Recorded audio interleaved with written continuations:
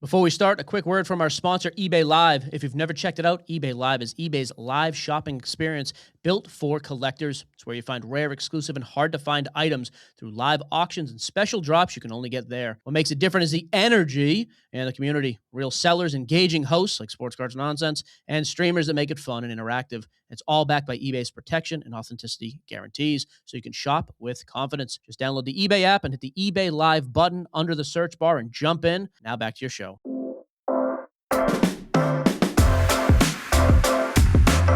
Welcome to another episode of Hobby Nonsense. I am your boy, Sports Boy, and I am gathered around by Solar Ray. Gathered around. There's more than one of me. We're just gathered You've around. Been rolling around on that chair all around me. I hate this new chair. I know. Maybe we have to. It looks good, but it's not comfortable whatsoever. It's not ergonomic. I wish I could post the photo of the other day with your shorts that were like, for whatever reason, they're right up in this chair. Ray wears these shorts that are very flexible. We'll just say that they tend to ride up on him, and it's a very funny look from the back end. Welcome to the show. How's everybody? How are you? Thigh meat. Oh God, that's my best quality in body part on me. The tree trunk. That's like your abdomen. What? No, it's your legs. Your tree trunks. Couple of tree. Okay. All right. Whatever. I mean, whatever.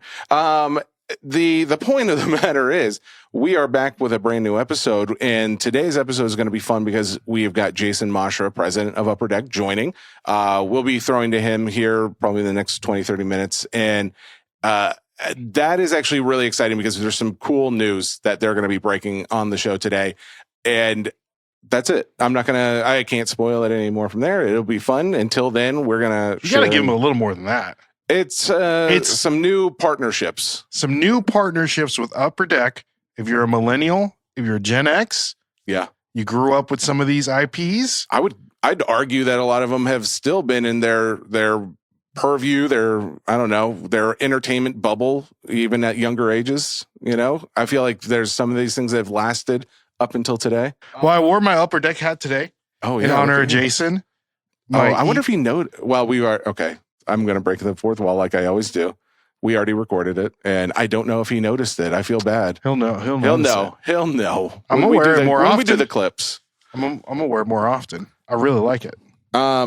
There is a weird world we're living in right now of non-sport, and I don't know. What are your feelings about what you've been seeing right now, Ray?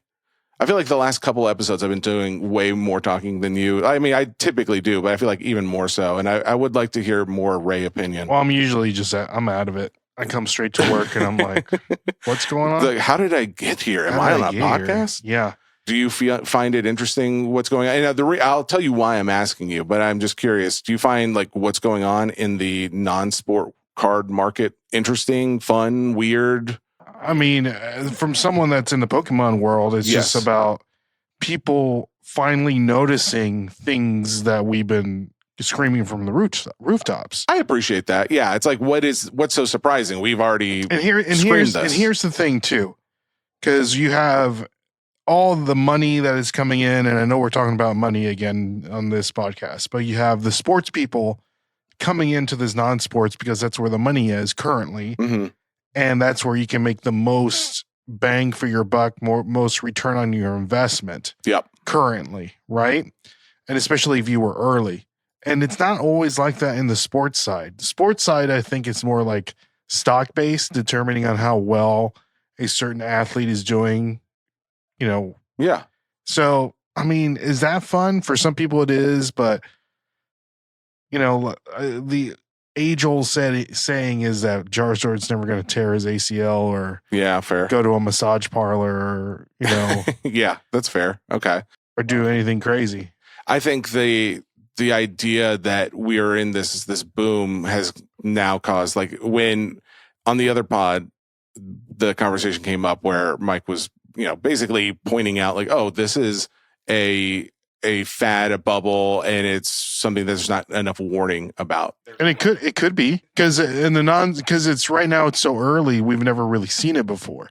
It's not as seasoned as like a Pokemon or a sports world, right? That's fair. Yeah, it's not. It could be. And right now it's kind of like it's really easy to make money. It's kind of like foolproof because it's so new. You get in early, you're going to make a little bit of money. As long it's going to be like a hockey stick. You're going to go all the way up and then it should level off and then go up again. That's something that is healthy. But if it just keeps going up and then it's going to pop, but I don't think it's going to pop. And you have to know, you and me know like the ins and outs, right? Yeah. We know, like collect this because Disney 100 because it's the first, Sapphire because it's the first. Yep. Like there's certain things that we know enough to collect that you're going to make money off of. But there's people that are coming in that don't know like the ins and outs that are just buying because they think it's going to make money. They so just know everybody else is talking about exactly. it. So they really don't know what to buy or who to buy or, and that's where things can get a little dangerous. I agree with that. And I think there's enough like, I guess, new people coming into the space that we should probably give more, I guess, warning to that, like to give people an idea of, hey, this is what's happening right now. You're seeing a huge increase in demand, but you're also seeing a huge influx of new people into the space. For Disney, we've talked about it. It's not just the fact that it's the first, but it's also the scarcity of it, the low pop counts, the prints of those cards. But those aren't the only cards that are going up. I mean, you look at some of the records, and I'm talking about not even, 24 Chrome Marvel. We talked about that too. That one's been exploding. And by the way, there is a out of 5 Miles Morales that just sold for $17,500. It was a PSA 9. I had that card. I cannot see the serial number. No, I didn't have it. I didn't get it graded, but I pulled that card and I sold it for like $900, and I am kicking myself a little bit. So, just because we were calling out the non-sports space for a while does not mean we made all the right choices. I've encouraged you to make these right choices and you like just hold on. Yeah. But here's the thing about you. Some I do. Here's the thing about you. You have no, I don't have to hold on to exactly. things. You don't have to. I like you're to, like, I'm going to go ahead and get rid of it. And then you have no like, what is it? Like personal, like attachment to any of this stuff. Cause it could care. It doesn't really matter what's on the card. It's just like, okay, I got it for this. I can sell it for this, and I'm good. I wouldn't say that I don't have any, but I would say it's harder for me because I do have some cards that I don't want to sell. But the cards that are easy for me to hold on to and collect are the ones that are less valuable, but more unique. Like I really like a unique card that does not resell for a few $1,000s because then the part of my brain that's like, oh, I need to make money to, put in savings or pay my bills. I need to go sell this card because I care more about my family's well-being than I do any piece of paper. And so there is that. But then the other part is like, well, if it doesn't have a huge value, then I don't feel that need to go and move it. So then it's like, oh, well, now I can hold on to it, but I don't want to hold on to it if it's something that I don't care as much about. So it's like you start for me personally, I find it where I am narrowing down more and more the things that I personally want to keep and hold on to, especially as someone who's like doing business in this space. Because if you didn't, do you know how many cards I would have right now? And like, if I just had them and never looked at them, or I only looked at them every once in a while, to me, that's not fun collecting. I want to collect things that I can truly appreciate and then show off and, or, have a connection to. That is more than, of course, money and more than just, hey, I have the entire set. So I say more power to the set collectors, but that's not going to be my thing. Yeah. But I still think it's really cool when I see somebody who has the entire set of something or the entire rainbow of a certain card. Really, so it's like there are things that I still appreciate and like, but it's just not for me necessarily. And when we talk about like, hey, the non-sport space is exploding right now, should we give out like more warnings or more, I guess, due diligence instruction? I think that is not the worst idea out there. But at the same time, I'm not saying it because I think the market's going to crash, or I'm not saying it because I think we are in a bubble. I'm saying it because we have experienced a complete 180 in people's just not only awareness of it, but they're I guess they're like the ability to appreciate it, because it used to be like, oh, no one cared. Like they saw it, they knew it, but they didn't like it. Now it's all, oh, other people like it. Oh, it's cool. Oh, and it makes me money. Yeah. Okay. Yeah. I like it. And that's where I find that a little irritating. I don't think that people appreciate it as much as some people do. They Oh, only for sure. appreciate it for the price tag. Yes, And 100%. that's sad to say it, but that's just what it is, right? Well, and I think there's some people who have appreciated it, but then they weren't as vocal about it until the price tag. Until the price And tag. I don't necessarily Well, I mean, have a isn't that problem. like what, like that's society in general, right? Well, Like you like this one thing and you're like this weird kid in the corner that likes yes, Power Rangers. you're not going And to you're go like, look shout at it that because you're going to nerd get with made fun Power of. Rangers. And then finally Power Rangers is popular and you're like, come into school wearing a Red Ranger shirt. Exactly. And you're like, what? I've always liked the Red Ranger. What are you talking about? Which, you know, that's such a great analogy because that is absolutely the case, I think, for a lot of people in this space where it's like I've seen so many more social media accounts being opened recently and people just showing off their collections and or promoting a product that they've believed in for a while, but they never did it before because they thought maybe the community wasn't there to, you know, reciprocate that love that they felt. And I think there's good reason for people holding back. And I think there's plenty good reason for them going ahead and doing it now. So I brought all this up just because it's like, I think that it's okay to put out a warning of like, hey, prices are really high on some stuff. We're seeing new record set. I mean, that 1931 Will's Mickey card, the Will Smith card, the 1931 Will's Mickey and Walt Disney card, PSA 9. It showed, I saw this post 2 years ago, August of 24, it sold for $37,000. And just this month sold for $122,000. But you know, some cards are undervalued. That card's undervalued. So I appreciate that because we were doing the eBay Live auction last night, which if you guys have not already checked it out, eBay Live Sunday nights, we just started it back again. Funkle is there. He's on the microphone talking to the crowd. We have got some of the promos. Best Disney cards out there. We'll have some more non-sport, but while Disney is as hot and there's so much demand for it, and he's got a lot of singles out there, it's just been a good opportunity to go ahead and list them up. But that being said, during that show, I believe he mentioned something about there's a market correction in non-sport happening right now. And that doesn't mean a market correction down. He was actually referring to a market correction upward because for the longest time, these cards have been what we have all been saying for a long time is undervalued. And now we're finally seeing the people pay attention and notice like, hey, we've been screaming that Disney IP is super popular. And why wouldn't this have value? And yet no one wanted to pay that value. And it's super short print. Why wouldn't you want to have one of these in your collection? Because there's so few of them. But nobody wanted to hold on to that card. But now they understand. And now I don't know if it took a few people all of a sudden paying more for something than that was actually worth, or just an overall increase of card collectors into the hobby over the last couple of months. But whatever it is, we are in the middle of it and we're experiencing what I would agree is a market correction upward in the non-sport space. Mm-hmm. So yes, like, are we going to need to put out warnings with that?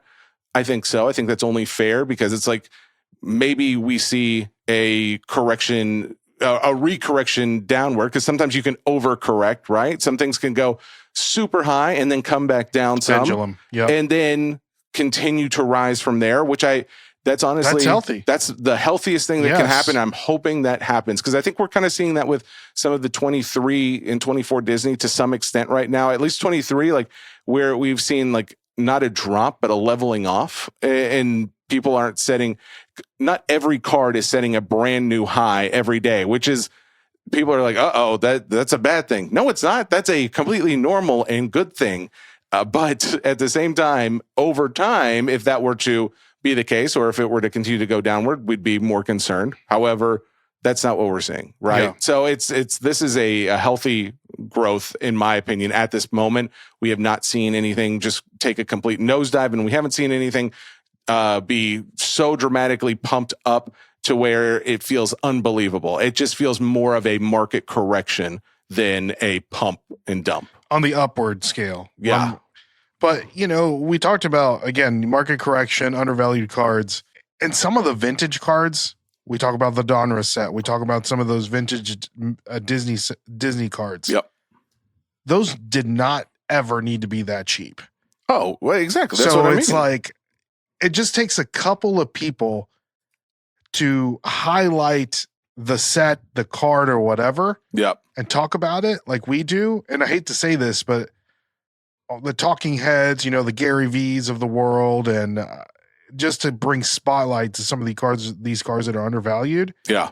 To really appreciate, and just it takes that one person to be like, and some people, they need you to tell them what to buy. Oh, for sure. And it's so weird. Well, and I say for sure like that because being that I was just at the National and I was at a booth where they did have a lot of non-sport cards, and you saw there was a couple guys just standing there looking at the cards, and they were talking to them behind the booth, and the questions were coming up like, I want to get into the non-sport space, but I'm really not sure where to start. Those are the people that they want the advice. They want to know what card they should go after. And wouldn't you know, there was a 1966 Batman sitting right there. And I was like, dude, this is one of the cards that you need for your collection.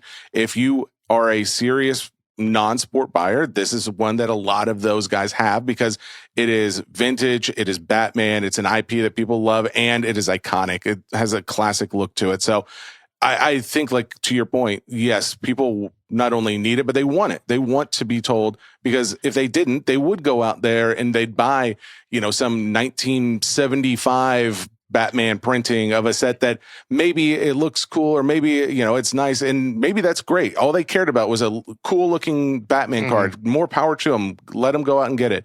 But if they're looking for like an investable piece, which is what we're seeing a lot of people starting to chase after, that's where they may need more advice. And that's why I think some of those talking heads are worth it. Yeah. Including us. I just feel like sometimes these people they're a little lazy. They don't want to do the work. They want you to tell them what to do. And if you want to be a lazy person and you want us to tell us what to do, want us to tell you what to do, you can subscribe to our Patreon. Do not, and I will tell you. Which does not exist currently as of this moment. But I will tell you what to buy for a short fee of $99.99 a month. That's for the Ray tier. That's a lot. That better be a good investment. Hey. Well, Ray promises to pump and dump whatever card he promotes to you. So. Hey, I got some great information here talking about pump and dumping. Well, hang on. Before we get into that. I got some Pokemon stuff that I want to talk about that I've talked about in the past. Yeah. That I told you guys that you needed to pick up. And then I have the receipts before, and I got receipts now. So if you want the good stuff, you got to listen. You got to listen here. You got to listen. Some people, you got to sell the sizzle and not the steak. That's sometimes. fair. That's fair. And I mean, I will say, going back and checking your track record, I think you actually have been right a lot of the times. And fortunately, it hasn't hurt that the Pokemon market has been also going up consistently as well. And right now it's down, but some cards are up. And if you want to check my receipts, you can go to all my social media accounts. Yes. And see back in 2016 some of the cards that I told you to pick up, and you can see what the rates are now. Wait, you were talking about this on your personal channel, on your personal account? I've been on this train back in 2016. I like that. That's cool. We check the receipts. We should take some of that. Like, was it over on the Flippers channel or something? Yeah, and I've even on our YouTube, I've did some market watch videos and some of the promo cards or some of the cards that you need to pick up that I did. Check the receipts. I'm telling you. Check the receipts. This is what we need to do. We need to have Shane clip this up to where it's like you're talking about back in 2016, and then you, in the meantime, you go find a video where you talked about something on the Nashville Flippers channel. I know that I take that video and specifically remember on our channel, Hobby Nonsense, I did the best promos to pick up. Sure. Or the best Charizards to pick up. One of them was a promo, they call it the Godzilla promo out of the Charizard UPC. Oh, okay. That I told you guys to pick up. I think at the time it was like a $20 card. Dude, a PSA, it's like I don't know how much, but it's just got no detail about it. But no detail. I don't have it on the top of my head, but that's fire. That's a card that I told you guys to pick up, and now you can see the price difference. And so long as it's over $20, we know that you were positive. Yes, you're right. $21.99. It's now $22. One of the things before we moved on about non-sport today is something that I've been, I guess, with the idea of, hey, putting out warnings that it's not always necessarily like everything's perfect in the non-sport world, because nothing ever is. But one thing I started thinking about was the future of what we are dealing with right now. Mhm. We have some really cool cards coming out with Upper Deck, which we'll talk more about there. But this kind of leans more into what Topps is doing just because of the fact that there is such a high value attached to a lot of the cards that they're putting out. And I say this because I want that to continue. I want new sets to continue to hold a place in new collectors' hearts where, hey, not only is it really cool, but I have to have that so bad I'm willing to pay X amount of dollars for it. And hopefully that continues to go up over time. That's how we've seen the card market in general over the last number of decades. But what worries me about the non-sport side of things is the artwork that's depicted on the card.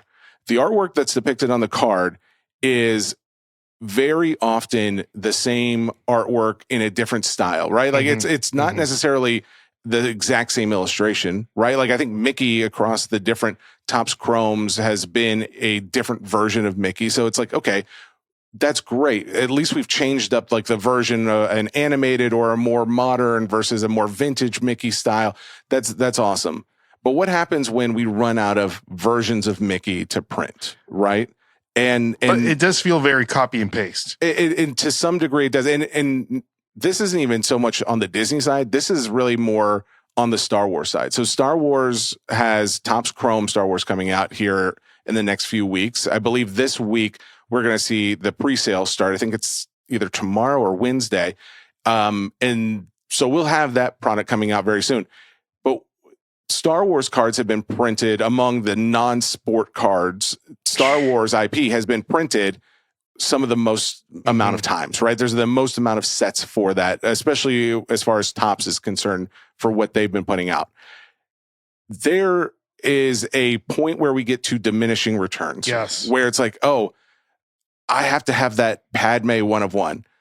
Padme is a very popular character among Star Wars collectors, but when you have a Padme 1 of 1 in many sets in 1 year, let alone 2 years, let alone the last decade, it's like, oh, there's quite a few of those 101s out there. I'll do one where it's like a really cool scene.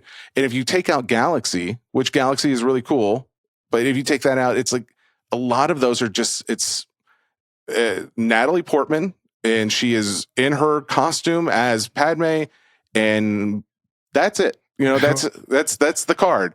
And there's not like anything else going on other than maybe like some circles in the background or some squiggly lines, you know, depicting a cool look. And it's not to put those looks down. Those are cool. Like they've done a good enough job to where they've brought more people back every year. There's more and more people buying these cards. So, you know, kudos to Topps design team. But I think we are close to a limit, at least on the Star Wars side, which means if we're on the limit on the Star Wars side, it should be affecting every non-sport that they're putting out. We are getting to that point where people don't necessarily want just the picture of the actor or actress. They want to see new, unique designs, new, unique depictions or scenes that they're in. And I, for one, I think I'm one of them. Like I'm getting to that point where it's like, You're getting burned out. It's not even burnt out because like when a set comes out, I'm excited for it. And I think it's fun. But what I am finding is I am losing interest quicker. Yes. And I think that is true for a lot of people. They are they get excited when a new set comes out and they see a new design of a Darth Maul, Ray Park as Darth Maul. And it's like, oh, okay, cool. But then they realize like, oh, well, isn't this like one that they used like a few years back? Or it's very similar to maybe one like a couple sets ago. And then all of a sudden it feels less special. Yeah. And I think that is something that Pokemon has done so well, which is keep characters fresh. Now, granted, they've been adding in new characters, so that's a lot easier than the movie and TV genres where you can't just add in characters that weren't there. Now, granted, the fact that you have animated series that's helped, and I think there was a time where there was even like Star Wars comic characters that were added in to some older sets at least, and that's nice. But I think if nothing else, the artwork depicting them like in different scenes, that has added to the desire to continue to collect Pokemon. And I think if there was a way to do that in these fields and the cinematic universe that Topps has to take from to create these cards, that would be something that could help the current collector, not the new one, because the new one doesn't know any different, right? But the current collector to continue to want to collect. Yeah. You know? They'll feel that burnout. They'll feel that fatigue after if they keep, and you want them to stay in, right? And that's the thing. If 2026 Star Wars feels and looks and exactly the same as 2025 and 2024, yeah, then why would I collect a new set? Well, I couldn't agree more. And that's where it's like, and there are people that are still doing it, right? Because even though they have, collectors are not always like a collector because they like the art. Well, that is a part of the reason why they're collecting, but they also collect because it's just something in them. They need to have all of them. There's like I don't feel fulfilled until I have that other one to finish my set.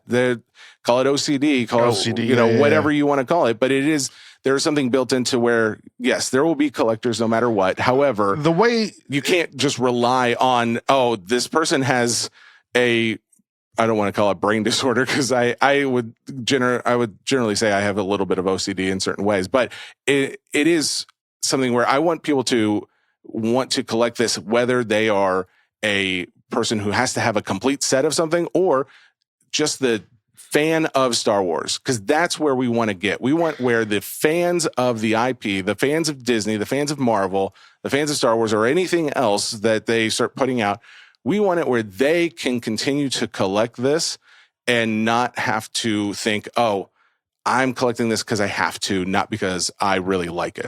Yeah. I felt like this for a little bit now. The exact feeling that you feel, because I've seen it with other collectibles. The most recent would be Funko Pop, right? Oh, they do so much when they put out, like a Star Wars Funko Pop, and they make a Funko Pop for a guy in the scene that was maybe there like a split second, Yeah. So it's like you have this fatigue, and we don't want that to happen in the card market. So you say, how do we fix it? Yeah. The way that you fix it is something that WWE does well with their cards and just their company in general. They're thinking of everything they need to do beforehand. Okay. So every pay-per-view, every time they go on TV, they take all these pictures and autographs and all this stuff even before they go out. For specific reasons. For merch or marketing. Or toys or marketing or whatever. Yeah. So each ring gear that they wear, it's like, that's Seth Rollins when he was in the Hell in the Cell ring gear. So it's like, we put that on the card, and they already have specific digital images of him with that ring gear that they can use for other things. So going forward, these IPs need to do something similar with that, but I don't think they're even thinking about that when they were making some of the Star Wars and stuff. So like any new Star Wars thing that comes out, the new Starfighter movie. Yeah. I think that these new Star Wars IPs that we're talking about, Star Wars, they need to make specific images, set up specific scenes that they can use for marketing purposes, for trading cards, for toys, for collectibles, that they can just use for that and have that already ready to go. Yeah, I agree with you. And I think that's something that I think I mentioned this after the Topps conference, because I found out Disney has people now that are working together with Topps. Yes. They've got their own card people. And I'm hoping that those messages continue to be disseminated over to them, because I'm sure there's people that do it, but obviously if they have been doing it, they're not getting the pictures or the images or whatever we need over at Topps to be able to create the cards that would give us enough differentiation. At least not yet, but we also haven't had any new movies other than The Mandalorian. We haven't even had a set for The Mandalorian as of yet. So maybe that's already happening, and we will start seeing this trickling in as we see more sets. Now, it's a totally different story when it comes to animated sets, right? And that's where the differentiation comes, where Star Wars is very much driven by the real actors and actresses versus the animated Marvel characters and the Disney characters. Now, obviously, we know that there's real life Marvel characters and there's real life Disney characters as well. But historically, those have not done as well in card sales. Like the Marvel Studios product, I mean, it sold out, I'm sure. Like Topps, whatever allocation that they put out there, I know it sold out. I got all I could, but they just haven't maintained the same kind of value in a lot of ways that the non-sport comic versions, the fictional or drawn images have done. So I think that you have a lot more flexibility on those sides of things. And that's one of the good things when it comes to Disney, at least. All right, Disney, you're working with Topps. You have people that are in charge of, making sure the characters are depicted in a way that is in line with your standards and your ideas. Mm-hmm. And that's great. Now let's come up with some completely new ideas, some completely new designs in vein of like Lorcana even. Like I know we've talked about that a lot lately, but what they do as far as the artwork goes, there's a reason why there's a lot of people love that. Like a separate lore. Exactly. And not even like images. It's a whole different thing. Well, and we're seeing like the comics we just talked about like the Star Wars Marvel crossover comic. And obviously the fact that Disney owns all these IPs allows for things like that to happen. Why don't we see more of that in the card space? And why don't we see more of it? Like, hey, here's next year's Disney Chrome is not just the characters, but they are a character from a specific scene in a movie or a TV show that they were in. Like not just like a bubble background or whatever the case may be. Like I'm going to tell you, Topps, and I love you because I love the products that you guys have been doing, and you have a lot of good ideas. The bubble background from this year, and then the one last year with like the wavy things. I don't think it's doing it for a lot of people. I didn't like the wavy. I like the bubble better than the wavy, but this one has been my favorite. He's holding up 24 Chrome cards. That's the 2024 has been my favorite, but they're all the same. They're all kind of the same. But it's at least a cleaner look, and that's why people love the 25 or the 24 Sapphire. The 100 is my favorite, though. Well, and that obviously is, I think, the favorite for a lot of people. But it's also that is a clean look too. There's something to be said about like, hey, if you're not going to depict them in the scene that they're in, give them like a nice clean. I don't think the depicting in the scene that they're in is going to be a thing unless it's an insert or a completely different product that they can cash in to make. You know what I mean? Maybe, but because it's I like, think that's what they need to. Why would we do it if we can just make another set? I think call it like a Star Wars Galaxy. That's fine. I mean, you know what? If you don't want to do it in Chrome, fine. I think I think there is something to be said that would be a cool, at least if not a full set, but inserts. Okay, fine. But if you want to do a Galaxy type product for Disney and Marvel, well, and there's supposedly that's still something coming soon. Is the Marvel all original art set? I can't remember the name. Insane. Well, it's been talked about. It is something that they have already said will be coming, but at this point, we're not sure when. And the idea is, okay, well, if they're going to do that with Marvel, I think you definitely have to do it with Disney. And we are seeing an explosion in this space. I am just a simple promoter of non-sport cards because I think I'm not going to say it's better than sports. I almost did, but I am saying I think it's a much more all-inclusive collectible than some others just because of the number of fans of that IP that are out there in the world today, not just here in the States, not just fans of the game, but I think just the overall amount of people that have been touched by a movie or TV show or a song or whatever it may be where they have included that in the past. So now I want to see the non-sport card continue to thrive. And I think the way to do that is by making maybe some of these adjustments, because I just worry if we can maintain if we continue to do the exact same thing each year. What do you think the new set, like the new Disney set, like we got the bubble this year? What do you think next year? Next year? Yeah, what like let's just predict. Next year's Disney Chrome, well, it won't be bubbles and it won't be the wave. Honestly, it looked like what's the thing in games, Star or Marvel in game, the Avengers movie, obviously. Why? Oh, it's like the thing that Tony Stark came up with a concept for. Tesseract? No, it was the thing where it was like basically it was the reason why they could travel back in time. I can't remember what the name of it is, but that's what it looked like. It just looked like a Mobius wheel. I got it. Wow. But that's kind of what it looked like. It just like some circle racetrack in the background, essentially. So now that we've established what they look like, what's a future one going to look like? I think it'll be a little more organic, like the bubbles. Maybe like you're wearing a nice little Hawaiian shirt. Maybe more leafy or something like that. I don't know. Okay, I could see some leafy green. I would love, or not leafy green, but just more of a more. I don't know. more wavy. Something. I'm just more like organic than like geometric. I would like something more simplistic for Chrome. I think the inserts, you can still do something, whatever you want to do there. But like we were just talking about, how you really appreciate the 24 Chrome look, the clean background. What okay if it's doing like that. Curtains? So that is so funny you said that. That's exactly what I was thinking of, was like a theater type set, like where they're up on stage or something like that. Like the Muppets? Yeah. Okay, sure. Yeah. But I think something to that vein would probably be more appealing to the collectors you already have and even to new collectors than, let's do a fun mid-90s Windows screensaver background. What if they all look like the old Trapper Keepers that we had? Oh, like that 90s style? Hang on now. Some of those were dope. All right. Maybe we brought some of that back. Maybe we bring that in. I don't know. All right. Well, let's take a break from this whole non-sport soapbox spiel of how we're right and everybody who said non-sports is wrong, is not good.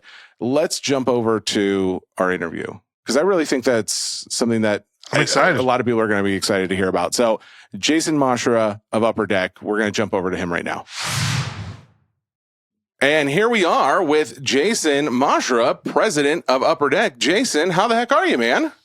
Good. Glad to be back. I only got a drive-by at the National. I know, and that was not on purpose. I apologize. Did not realize that there was a whole thing going on at the same time, but I am glad that we made this work. How is everything since the National? It's actually nice to kind of be through all the conference season and be back in the office and actually getting some work done. So I'm happy to be through everything. I agree. And since you've been back in the office, we were just commenting off air, you guys have, looks like a brand new studio space as well. I really like, I'm digging the outfit of the non-sport over on the table. You got some hockey up on the cards, or on the shelves. What's everything on behind you, like over your right shoulder? So we've got, let's see, my right shoulder would be entertainment trading cards. So you've got the entertainment trading cards, you've got the games, and then you've got the sports cards. Oh, those are the games down there. Oh, okay. Very cool. Well, then, of course, the Enemies of Gotham City coming out here soon. We were talking about that here not too long ago. That sounds like a really, I don't know, Settlers of Catan-esque game. I don't know. I'm excited to actually give it a try. Is this like you guys leaning into more TCG, but you've always been doing the DC and then Marvel before that? Are you guys leaning more and more into like this non-sport space? Well, we've been, I would say, the leader in the entertainment space for quite some time. I mean, the interesting part is entertainment goes all the way back to 1990 here.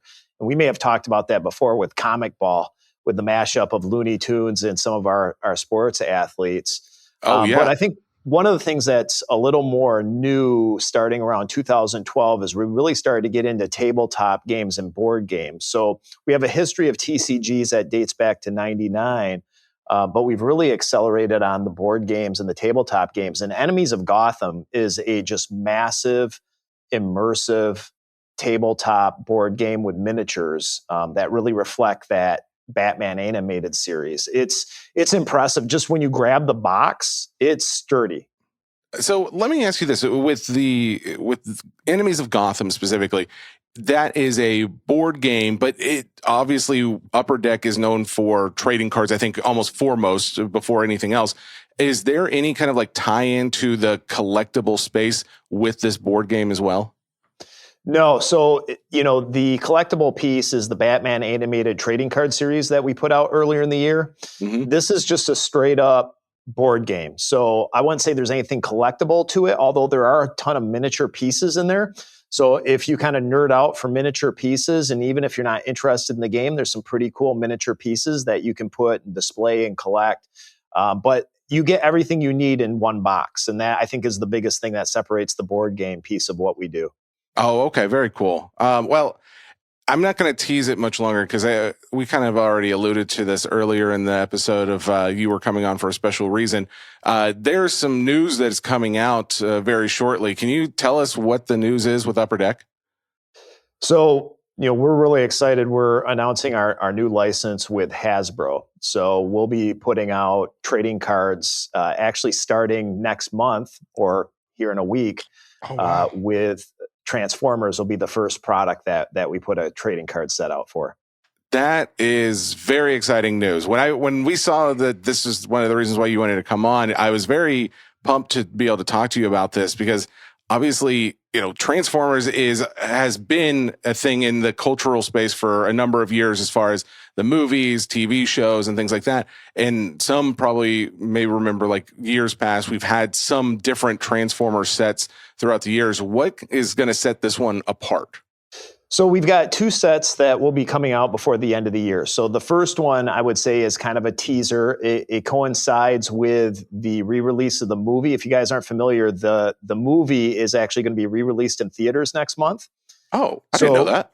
Yeah, super cool. It's part of Hasbro's doing an apology tour for all of us that were scarred with the death of Optimus Prime in the movie when we were kids. Okay, gotcha.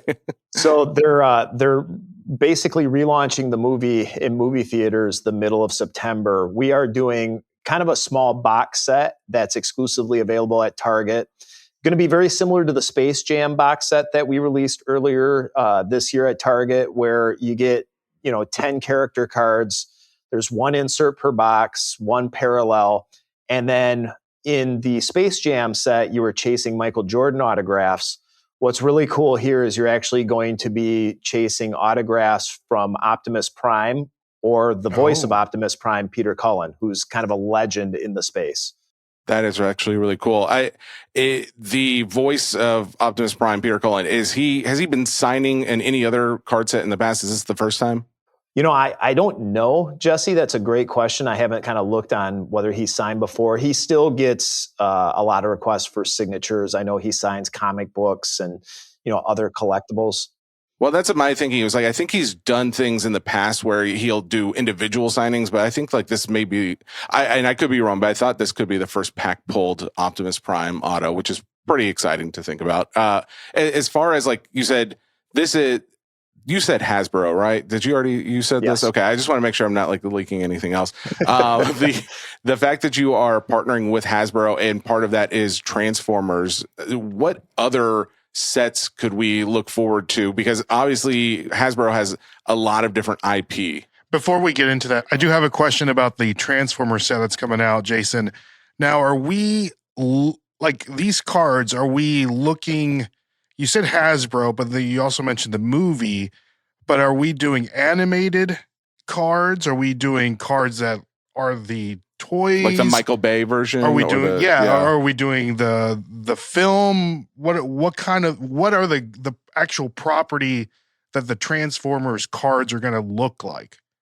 So it's a good question. So the first set is this, I would call it a micro set that's releasing at Target next month. The end of the year, we'll have what I would call a full hobby set, which is the 40th anniversary of the movie. So it'll be the animated movie. That will be a full animated set like you would expect out of a hobby release. And that's going to be Fleer branded. So think 80s because it's an 80s movie. So think of Fleer-inspired designs from the 80s and a full hobby release with multiple signers of multiple voice talent from the movie. And then going into next year, we're going to focus on probably Gen 1 first before we start getting into some of the other properties. But you'll see a variety of different Transformer products and versions throughout the years as we move forward with Hasbro. Oh, okay, cool. So this is a long-term relationship that you guys have worked out? Yeah. And to answer your question, Jesse, what else can we expect? So you're going to see a variety of Transformers trading card sets from us. Then we're also going to be diving into properties like G.I. Joe, Power Rangers, and Gem and the Holograms. And then my favorite as a kid was Mask. For those who remember Mask, Those are some of the properties that are at the top of our list that we have in our product plan right now. And do you guys basically have the ability to produce sets based on any Hasbro license product, or are those just the ones that you specifically have already worked out an agreement on? Well, we've got a variety of different IP from them. Those are the ones that we're going to focus on the most. And then look, like anything else, as we go, depending on how successful we are, hopefully they'll continue to expand what we can, because Hasbro's library of intellectual property is amazing. Exactly. Well, and that's kind of what my thinking was. Like, I kind of looked through just briefly a few other IPs that they own, and seeing, like, they do Peppa Pig stuff. Which I don't know exactly the connection there. So I don't know if you have to do additional licensing there, but just the idea of like kids cards for Peppa Pig, that would be, I think, a fun introductory to not only cards, but just a fun thing for them to experience in the collectible space. And then obviously there's, I'm seeing like Monopoly cards. I mean, I don't know what you would do as far as a Monopoly card game, but the fact that they're making movies out of, like, I keep seeing movies being made out of these different IPs from Hasbro and Mattel. It's like, well, what couldn't they turn a card set into as well? Yeah, I think we want to take the most popular properties right now and get those right. Transformers is a huge opportunity. And I know Dynamite's done a couple of sets over the last couple of years. They have their own style of doing them. Being able to take our brands and apply our product team to Transformers, I think will give everybody a different experience than what those guys have done with their two sets. And then to get to products like G.I. Joe and Power Rangers. Power Rangers is seeing an amazing renaissance right now. Like, it was, I would say, a little after my time, but the people who love Power Rangers, like, really love Power Rangers, and they haven't had a set right in here, 30 Jason. years, right? Like, it's been 30 years. And again, what's really cool is when you go back in the archive, well, who worked on Power Rangers back in the 90s? Well, it was Fleer. Oh, was it really? I didn't realize that. Yes. So we can have a lot of fun with those properties and kind of harken back and do some anniversaries and things of that nature. So, those plus Mask. The other fun one, when you talk about our childhoods, is Gem and the Holograms is another fun one that's in the product plan right now. It's really to harken back to what we all loved as kids and make sure we do those right before we expand to too many other, intellectual property pieces. I can appreciate that, because it's like, I feel like sometimes we get the cart before the horse, and it's like, we can do it, so we should do it, as opposed to let's maybe perfect a thing first and then see where we go from there. And I'm glad you mentioned the thing about the Dynamite sets, because I had just seen, hey, isn't there a new Transformer set coming out? And then when I saw this, I was like, oh, well, that must have been it. It was the Upper Deck set. So I wasn't sure, like, how does that work going forward? Does that mean, like, Dynamite will also be making Transformers cards and you guys will too? Or is that, like, maybe the end of their run and now you guys are going to take over from here? Well, I can't speak to their contract. I know Hasbro's very invested in what we're doing. And I believe the set that's coming out is, and I could be wrong, but it's a chromium version of the set that they've already done. So it's just kind of a repeat. Okay. I don't know of any other sets coming out, but again, I can't speak to their contract. I'm focused on what we can do, and what we do is make really cool entertainment products.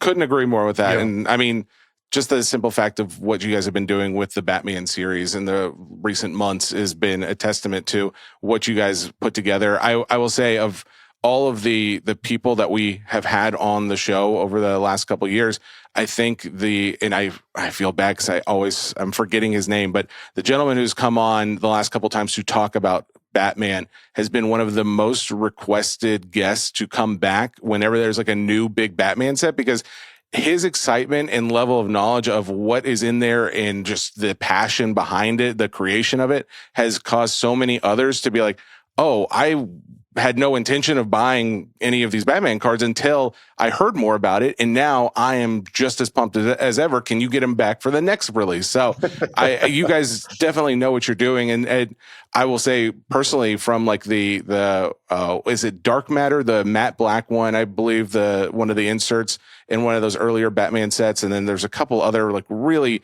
the designs, not just I feel like it's the collector focus that you guys put into these cards that I appreciate the most, because it is something beyond what we see maybe in some other releases out there, where it feels like this is not so much geared toward, hey, this is going to be the most valuable copy in the world, but this is going to be much better eye appeal and much more appreciated in a lot of ways.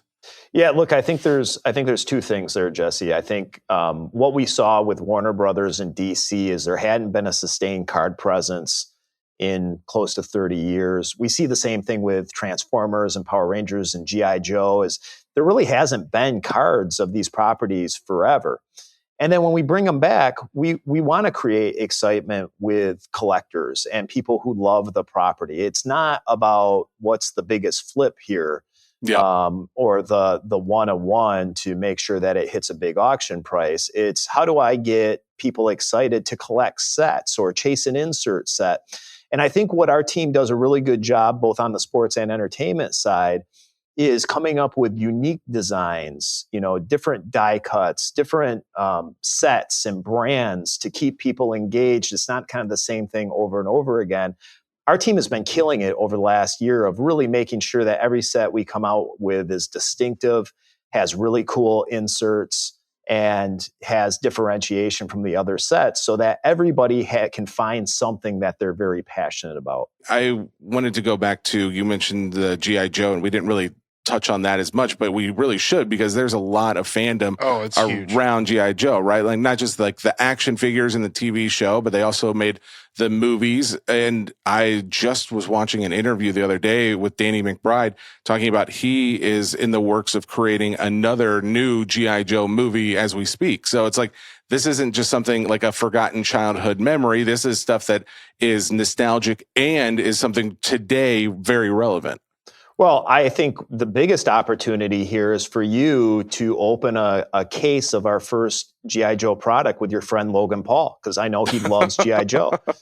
I would, you know what? I do have his rep's number. Maybe this is the time where we make our official comeback, bring him in on the studio, and we rip some boxes. I think that would be a lot of fun, honestly. We'll just make sure the case, everybody knows it's a G.I. Joe case. Don't try to disguise it as a Pokemon case going in. That's a deep cut right there. That's a nice deep cut, a nice reversal. I like that. Yeah. That would be kind of very funny. We like, hey, we lure him in with a first edition Pokemon box, and psych, we have got even better. We've got G.I. Joe cards in there. So, no, that's a funny idea. I am very curious. Like, what are you excited about that Upper Deck is working on right now, other than this? Because I mean, this is, or maybe this is it, because this is like the big thing that's the big news. But there's one other thing I'm thinking of. I just want to see if we're on the same page. Well, I think the big release that's on the horizon is DC Platinum, which is our big chromium stock DC set. And the beautiful part about Platinum, so we put out a Marvel Platinum a few years ago, is there's a lot of original art. So it's kind of split 50-50 between publishing art and comic book art and original art.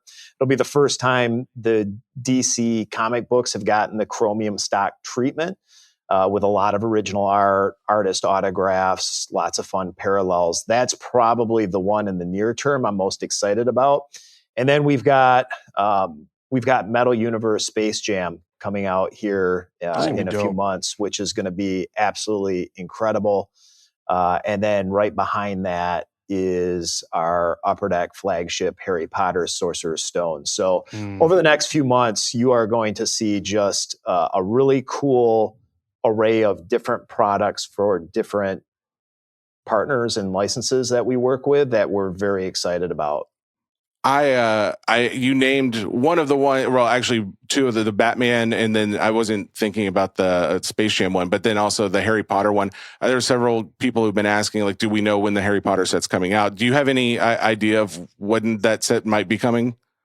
You know, it's a hard set to get out the door. The group that handles Harry Potter really dives in on the approvals and all the designs and everything. So it's taken a little bit. Our target is around holiday. right now Oh, is okay. kind of where we're expecting. But honestly, it's hard to gauge because the licensor is so engaged and so into the development of the set that it's taking a little bit longer than we anticipated. What I will give you, Jesse, is we did do kind of an unannounced preview with our friends in Tim Hortons. They did a test set up in the province of Saskatchewan.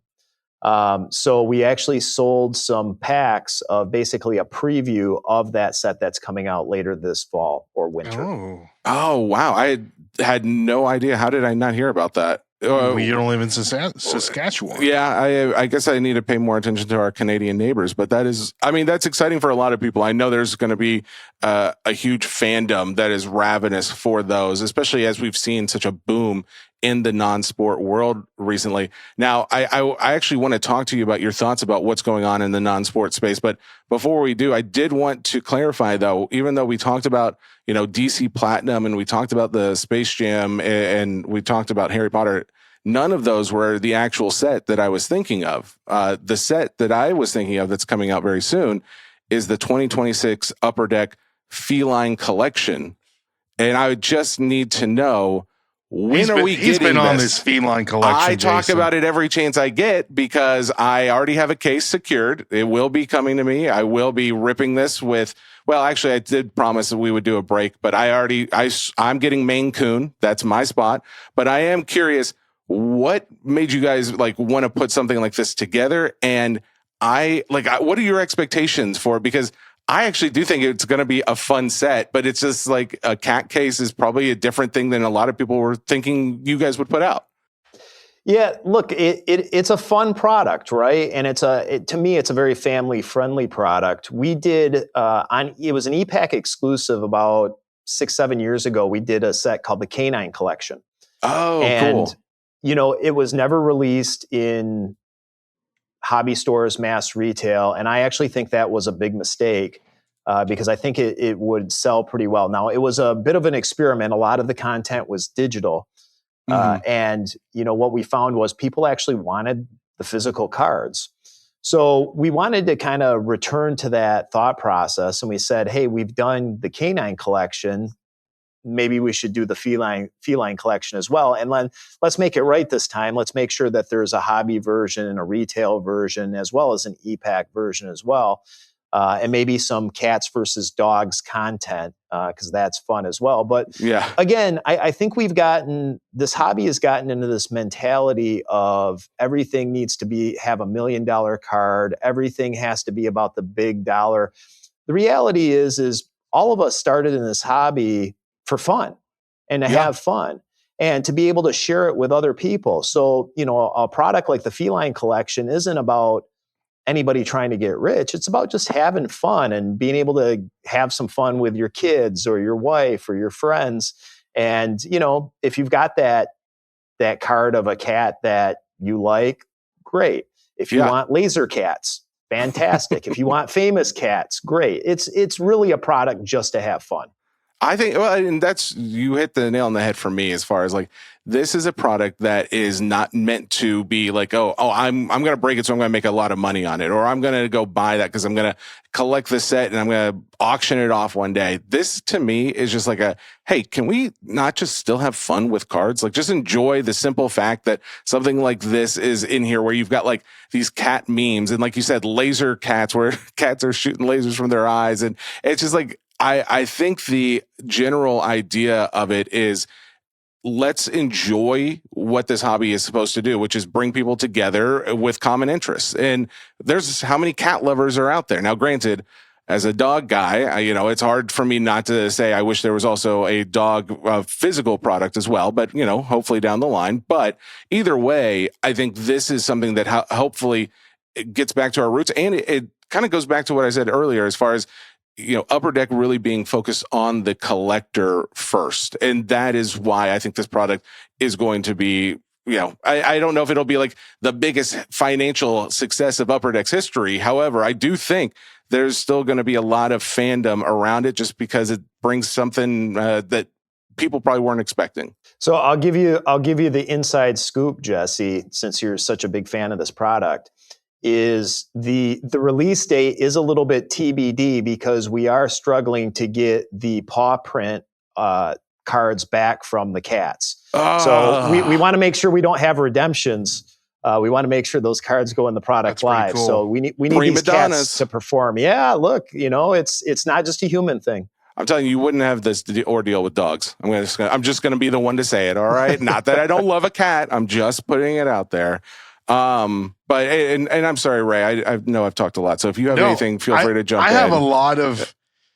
I think we're kind of glossing over how big this Hasbro deal is, and I think we need to talk about how actually big, with so many niche collectors. From Transformers to G.I. Joe to Power Rangers to Mask, like Jason was saying, this is a really big deal. Not only for like Gen X to millennials that have grown up with these IPs and these cartoons and these toys, right? Like that was like the game plan for a lot of these toy manufacturers in the beginning. Release a cartoon and then release the toys, and that was kind of like the game plan. But as a millennial myself, seeing Power Rangers become trading cards again, to me, that's a really big deal. And for Jason, I have just a question for you because, Power Rangers is just not the Mighty Morphin Power Rangers. There's like 20 different iterations of Power Rangers. Yeah. And so again, to kind of the question I was asking before, what are the cards going to look like? Are we just going to have the Power Rangers in the helmets, or we're going to have the bad guys, or we're going to have, action scenes, the action scenes, all the Zords, the actors that represent some of these? Are we just doing the American version of Power Rangers? Or are we doing Super Sentai? Or there's a lot. I can get really deep in the weeds with Power Rangers. So yeah, are we starting with Mighty Morphin? Are we doing like Space, Turbo, Zeo? This guy. What are we doing? I didn't realize you knew that much I about love Power Rangers. All right. Like you've seen my Power Ranger collection, and we can get fair. Deep in the weeds, like when the Red Ranger wore the Green Ranger's shield for the episode, like all that stuff is like super dear to my heart. And then just maybe having some of the actual actors representing, the Power Rangers that they played and which ones. Sure. And, like, what are the cards going to look like, Jason? I mean, look, Ray, I don't stand on your level when it comes to Power Rangers. Like I said, I'm a Mask guy.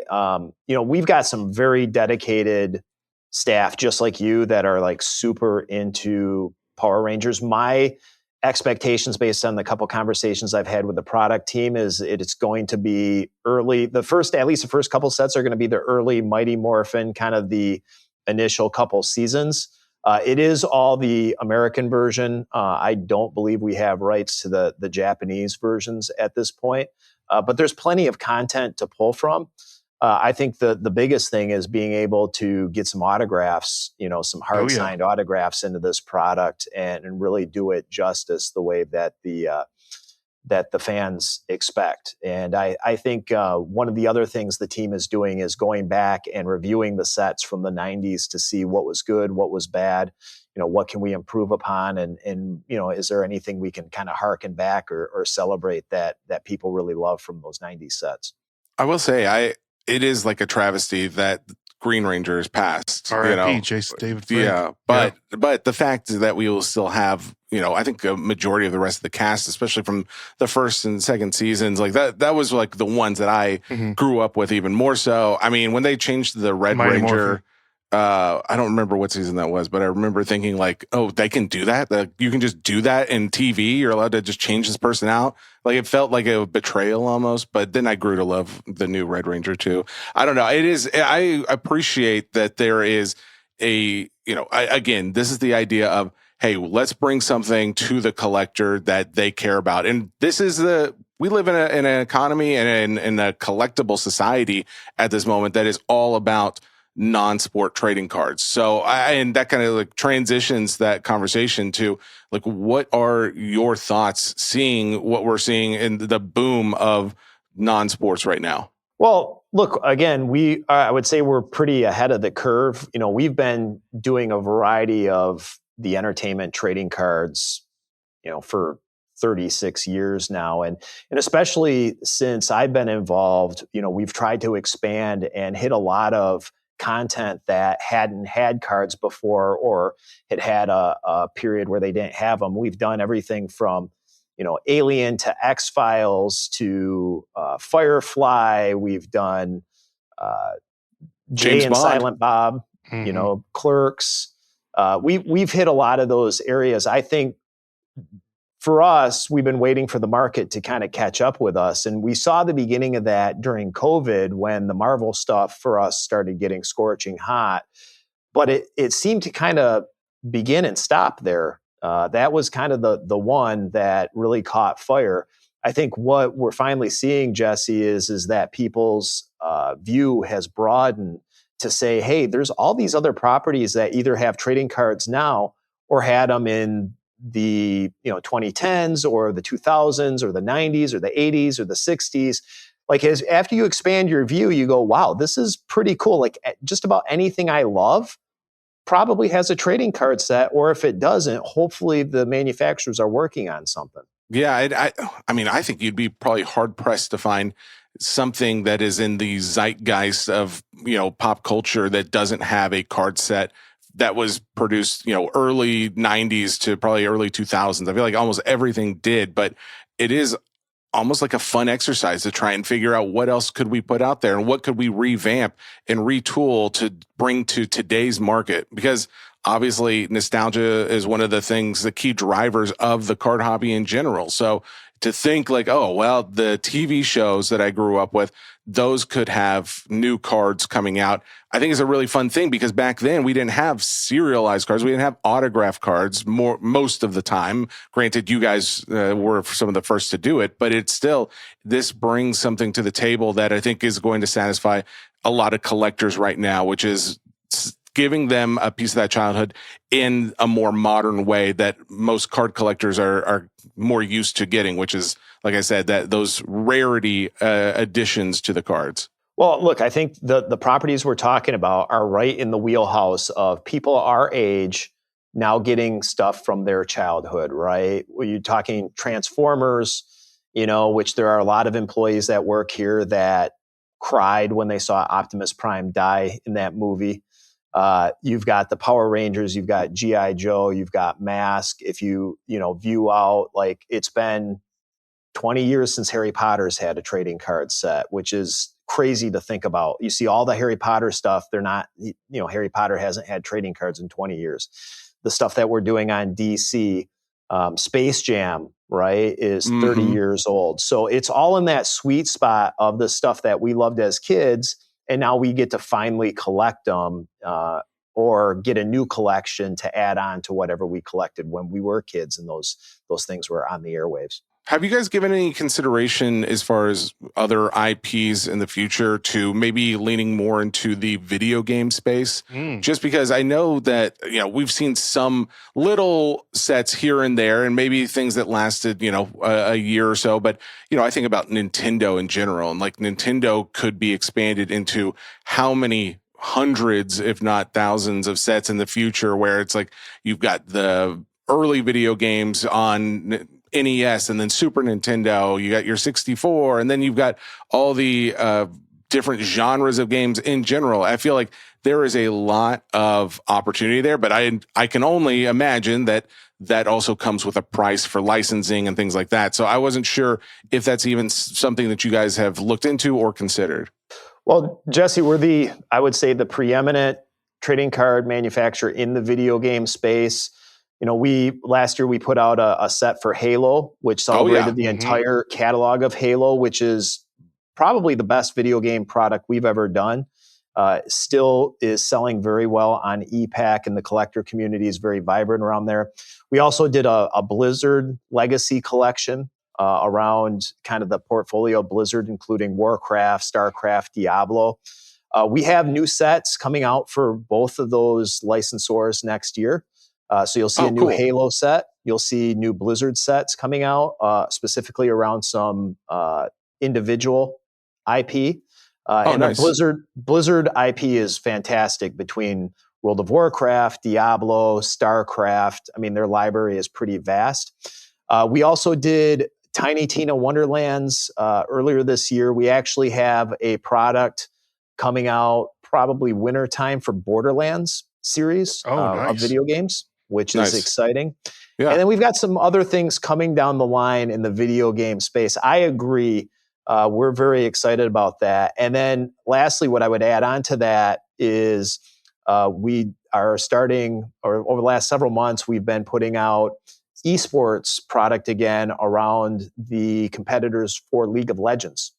And you'll see a hobby product that is in process right now, launching to celebrate those athletes that are playing League of Legends as well. Oh, very cool. We've got a ton of content around video games of what we've released and what's coming. Okay. Well, I mean, I knew of the Halo one, and I had seen the thing about the Borderlands. I think it's like, I'm glad to know that you guys are continuing to go down that path, because I do think there's a whole world of other cards in the future. But I mean, that only is something for future talk, because it's really exciting to think about what you guys are bringing to the table with this deal with Hasbro, and to know like, oh, the things that I, watched Saturday mornings or after school when I got home, like this stuff is going to be coming back in a new form, and probably with some additional features, cooler artwork. I don't know. It's something that I wish was here today. I get that we'll have to wait a little bit longer, but you said Transformers specifically, though, we could expect that coming next month. Is that right? Yeah. So the set at Target launches in September to coincide with the movie re-release. So you can pick up a set, go see the movie, and then you'll see the Fleer 40th anniversary movie product will be November, December in that time frame, just depending on how things roll out. So that'll be a full hobby retail release if you're excited about it. I guess the question really is, do you guys have your favorite Transformers that you guys played with as kids? Oh, yeah. I mean, it's hard not to say Optimus Prime, because I mean, I had the semi-truck Optimus Prime. I mean, you got Bumblebee, you got Megatron, Starscream. I mean, there's so many of them. But for me, I didn't have all the other Legos. I wasn't rich like Ray was growing up, so I only had a few. But I cut a lot of yards, Jason, back in my day to get these Transformers. That's fair. Can I ask Jason one more question? Oh yeah, and then we get out of here. Sure. You brought up let's just talk about the Transformer set real quick. You mentioned autographs from some of the voice actors. Can you mention any more voice actor autographs? Are we going to have sketches from some of the animators or comic book artists? Can you give us any more information on that? Yeah, what I will say is I know what's confirmed is Optimus Prime, I believe Megatron, and I think that's Frank Welker. Mm-hmm. Is confirmed as well. Beyond that, I don't want to mention anything out of school, but there are quite a few autograph subjects, and these are real autographs. These are not facsimiles. These are like legit autographs that will be in these products. I wouldn't mind a facsimile auto either. What would it I think look that like? would be kind of cool. What do you think that would look like? I think that would be kind of cool. Tire marks? Yeah, something like that. Yeah. If it's in there, plus the voice actors, I think it would be kind of neat. Do both. Yeah, that'd be cool. All right. I wouldn't mind it. Well, thank you for teasing and giving us a little bit more of what we can expect with this whole Hasbro collab that Upper Deck is involved in. And thank you for coming on the show to help break the news so we can share it with the rest of the community, because obviously the non-sports space is going crazy right now. And just because, there's a lot of talk about, this one set a new record sale or that, and it's not to say, the Upper Deck PMGs and things like that aren't setting records, but it's also nice to know, like, hey, there's still fun and affordable product out there as well that you don't have to break the bank on to go get. So this is something that I think a lot of our listeners are going to appreciate. So thank you very much, Jason. No, I appreciate you having me on. These are the sets that we're coming out with, and the stuff I've gotten a chance to come talk to you about are the properties that everybody asked me about. People have been asking me about Harry Potter forever. I've been getting asked about Transformers and G.I. Joe and Power Rangers forever. I've had to kind of keep my mouth shut. I'm excited to be able to finally come out and talk about it. And for products to be coming out relatively soon is super exciting as well. Like nobody has to wait a long time. So it's an exciting opportunity to start releasing these products and get them out and see people actually be happy to be able to collect the things they've been waiting so long to collect. I couldn't agree more. And that kind of goes in line with the new revamped Hobby Nonsense motto, collect what you love. I mean, right there. Did you do that on purpose, Jason? Did you know? Yeah, well, it was inspired by the new logo. So that's what it was. There you go. I knew it. And Upper Deck's motto is collect the best. Collect the best. Also, right in line. I feel like it's a match made in heaven right there. Jason Masherah, president of Upper Deck, thank you so much for joining the show. We appreciate it, man. Appreciate you having me. Thanks, guys. Thanks. And we're back. There you go. Jason, as always, incredible guest to have on. Huge. You can tell, and I say this in the most complimentary way, huge nerd like us. Like, he loves the stuff that he talks about, like this non-sport. And I love the fact that, he's not defensive, but he's like, what do you like? Video games. We've been doing video games. Let me tell you about that. And here's some other non-sport products. We've been pioneering non-sport for a long time. And it's like we've been in the game.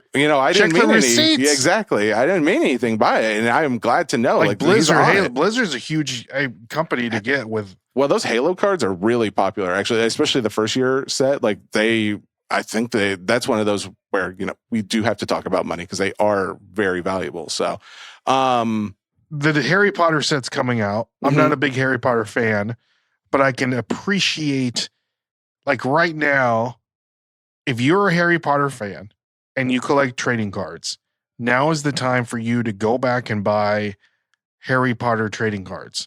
Like the old ones, the new ones, especially with this new TV show that's fixing to pop off. I think they've signed on 10 seasons, if I haven't. What? Really? Of the new Harry Potter show that's coming out. And that's just going to, again, put a spotlight on Harry Potter. Yeah. People are going to go back. This generation, our generation grew up reading the Harry Potter books. I don't know if the Gen Alphas or the Gen Zs have, but that will probably put a spotlight on that. So people will go back and read the books. There'll probably be a little bit of a resurgence in Harry Potter because of the show. Mm-hmm. And some of those Harry Potter cards might increase in value. If I were to be a betting man, I would put, and I don't even know which Harry Potter cards I'm even talking about. But here's the thing. I think you're right, though. I know for a fact, some of the wand cards, the cards that have some of the wands from the movies, and then there's the multiple auto cards. They've already done decent numbers, but I think if there's something that still has a lot of room to run, is Harry Potter cards. That being said, I'm not really a Harry Potter guy. I never. This is not something that I have currently kept up with or really know much about the IP because it's just not my wheelhouse. However, I do know from a strictly card value point of view, there's a lot of guys who have these cards that have been saying to themselves, why is this not already, much, much more valuable than it is? And so those are the cards that I think in a lot of cases we're seeing go up in value right now. The ones that everybody has been saying for a long time, why is this not more valuable? And to your point, you can see it. You can see the attention and the overall popularity of the IP.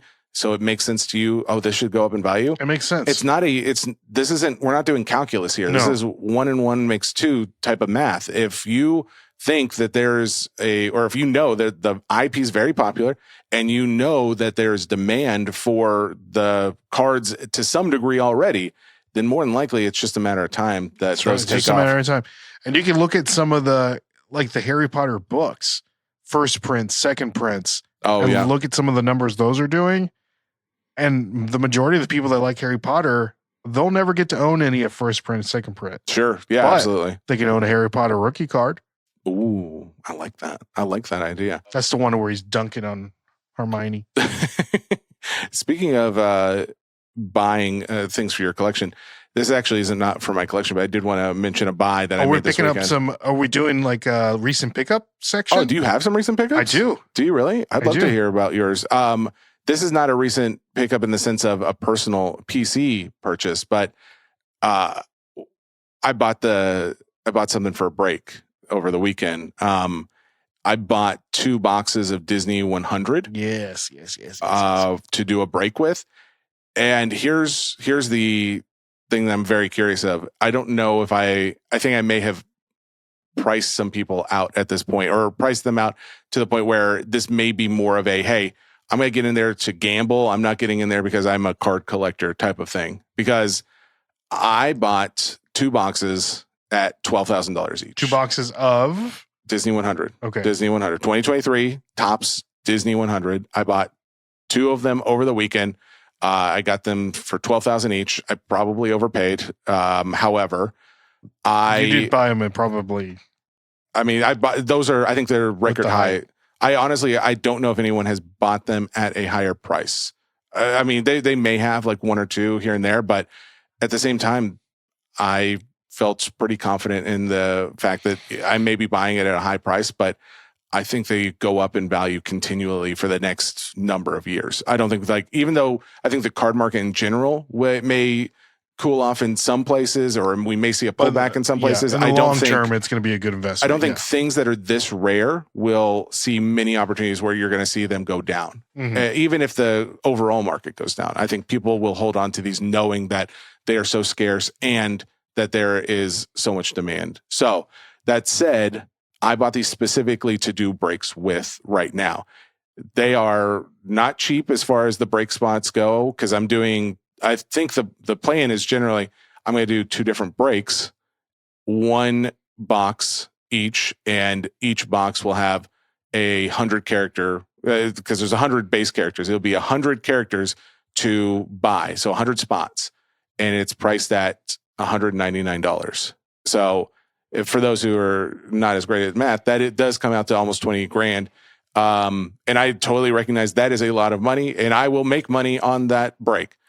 The reason why it's coming out at that price is I don't think there's many out there who believe that that's not, like, in the next year or so, a probably average, if not lower than average box price for that set. I think you are going to see a lot of these boxes continue to go up in price, very similar to the Pokémon sets. I don't know if it's ever going to reach multiple hundreds of thousands of dollars for a box, but I do think we are going to experience many multiples of 10,000 in the next year or two. And I am selling it at the price that I think I would be less regretful of selling in the future. So if that makes sense, basically just saying I'm selling it at a price where I know I can at least say, well, I made money at it at the time, but yes, in the future I will be regretting the fact that I did it. But I bought them specifically for the purpose of, hey, I think this would be fun and it'd be good content to sell some break spots for one of the most popular sets in non-sports right now. So there you go. If anybody is interested, I literally just before we started recording today, I put a price tag on it, and it is listed on Fanatics Live for this Friday. We'll see. We'll see how it goes. If spots don't move, then I'll take it down. We'll see, maybe redoing it or maybe changing up platforms or whatever. But it's on Fanatics right now. There you go. What are your thoughts? You're very quiet. You can be honest. Well, I just you said $199. Yep. Per spot. Yep. 100 characters. Yep. Most of them are they're bangers, right? And I don't know too much. I don't have a lot of information of what the current value on a lot of the cards are worth. So I just did a quick eBay search. Yeah. And I just looked up some non-graded refractors of those characters. Oh, okay. Because each pack has a refractor, correct? I know a refractor. I think it's a refractor or a numbered card. Or a refractor or insert, I guess. But okay. Yeah. So if I were to be buying this from you for $200, and then you're randomizing the characters. Yeah. Correct? Yeah. So I could be getting a banger. I could be getting a Goofy. I can be getting a Mickey. I can be getting a Minnie or a Winnie the Pooh. Something that's worth Elsa. An Elsa. So Woody. Just a base, if I'm looking at this correctly, just a base Mickey just sold on eBay for $319, and that's not including a refractor. That's not including that's the non-refractor. Yeah. Non-refractor version. Yeah. So that's great. Like a Miguel just sold for $139. That is at a $299. A refractor Baloo just sold for $70. So it's going to be tough. It's going to be a tough sell because a lot of these characters in the refractor version, because that's kind of like you're not getting a base, but you're getting something that's better than a base, but not, if you don't get a graded card, then you might be getting that, right? Yeah. So like just an example, like this is a good one. Winnie the Pooh Refractor 204.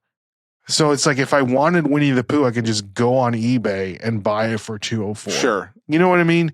So you are gambling essentially, and you're hoping for a numbered card. 100%. Yeah.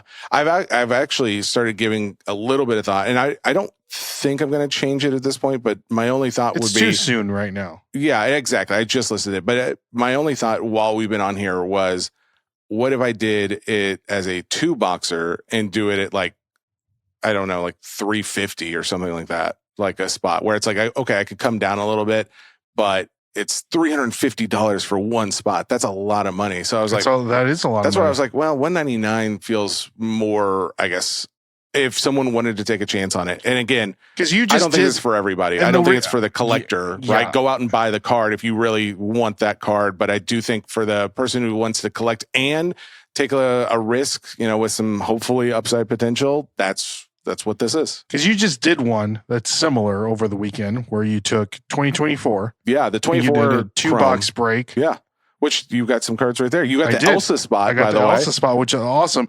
And the way that you did that is that you gave a lot of value. Well, there's 5 characters. 5 characters. It just wasn't as we did 24 Chrome, not Sapphire, but just 24 Chrome, which is it's good. It's on the rise, but it's not nearly as high as Disney 100 is, right? And so that's why it's like, okay, well, I can't do 5 characters at $200. I can do 1 character at $200. And I mean, yes, I will net more money on this, but it's also like anybody, I think most people would say that's foolish to break that product right now because you should hold it because it's only going up in value. So that's where it's like, well, my loss of future gains is because I think it'd be fun to do right now. And I think it'd be, I purposely bought it for this reason. I never in my mind was like, I'm buying this to hold. So I don't have to like fight that urge. I was like, oh no, this is why I'm buying it. This is the reason. You have a plan for it. Exactly. And hey, I'm in. I'm gonna be in on it. You bought that. You got a few cards in there. Yeah, so granted, I'm gonna be in. If you're gonna do this, I'm definitely gonna be in. I'm gonna be a player. Well, I'm not gonna encourage anybody to do it. I don't want to pressure. I should say I'm going to pressure everybody. If you want if you want an opportunity to get a Mickey Mouse at a very low price, you want to get rich quick scheme, buy into this break because you will not find a better one. That's right. I mean, some of the characters they're only 100 characters, and there's some. I mean, what would you think that like the least desirable character in Disney 100 is? Oh, there's definitely some least desirable ones. Like you've got Sid from Toy Story. Sid is not very popular, but he's more popular than some other ones for sure. I'm trying to think of the Lightfoot family from what was that movie? Oh, Dinosaurs? No, Lightfoot. Yeah, I'm thinking about Onward.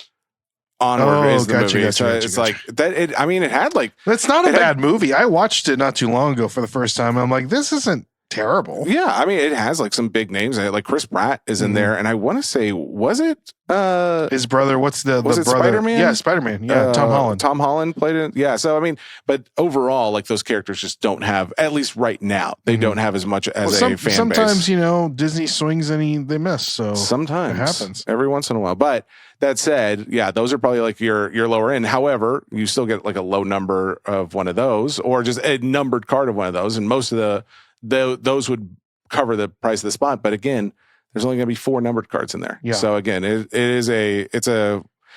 one of those where I am thinking more and more of changing it to a 2-box at, whatever price I said, the 30 something. Can I do it at 30? No, I think it'd have to be over 30. Yeah. Well, don't talk yourself out of it yet. Let's see what it goes. But I'm excited for it. Hopefully I pick up some Toy Story spots. We were talking about things that we picked up over the weekend. I am a big Toy Story collector. I have the majority of the toys in my room, in my office at home. When you say toys, like action like figure, the actual toys. Like just like or what is it? What are they made of? Vinyl figure? Or? Like the toys from Toy Story. What are they? Or plushie? They're toys. Yeah, but what kind of toy? There's multiple kinds of toys. The toys from Toy Story, what they are. the toy.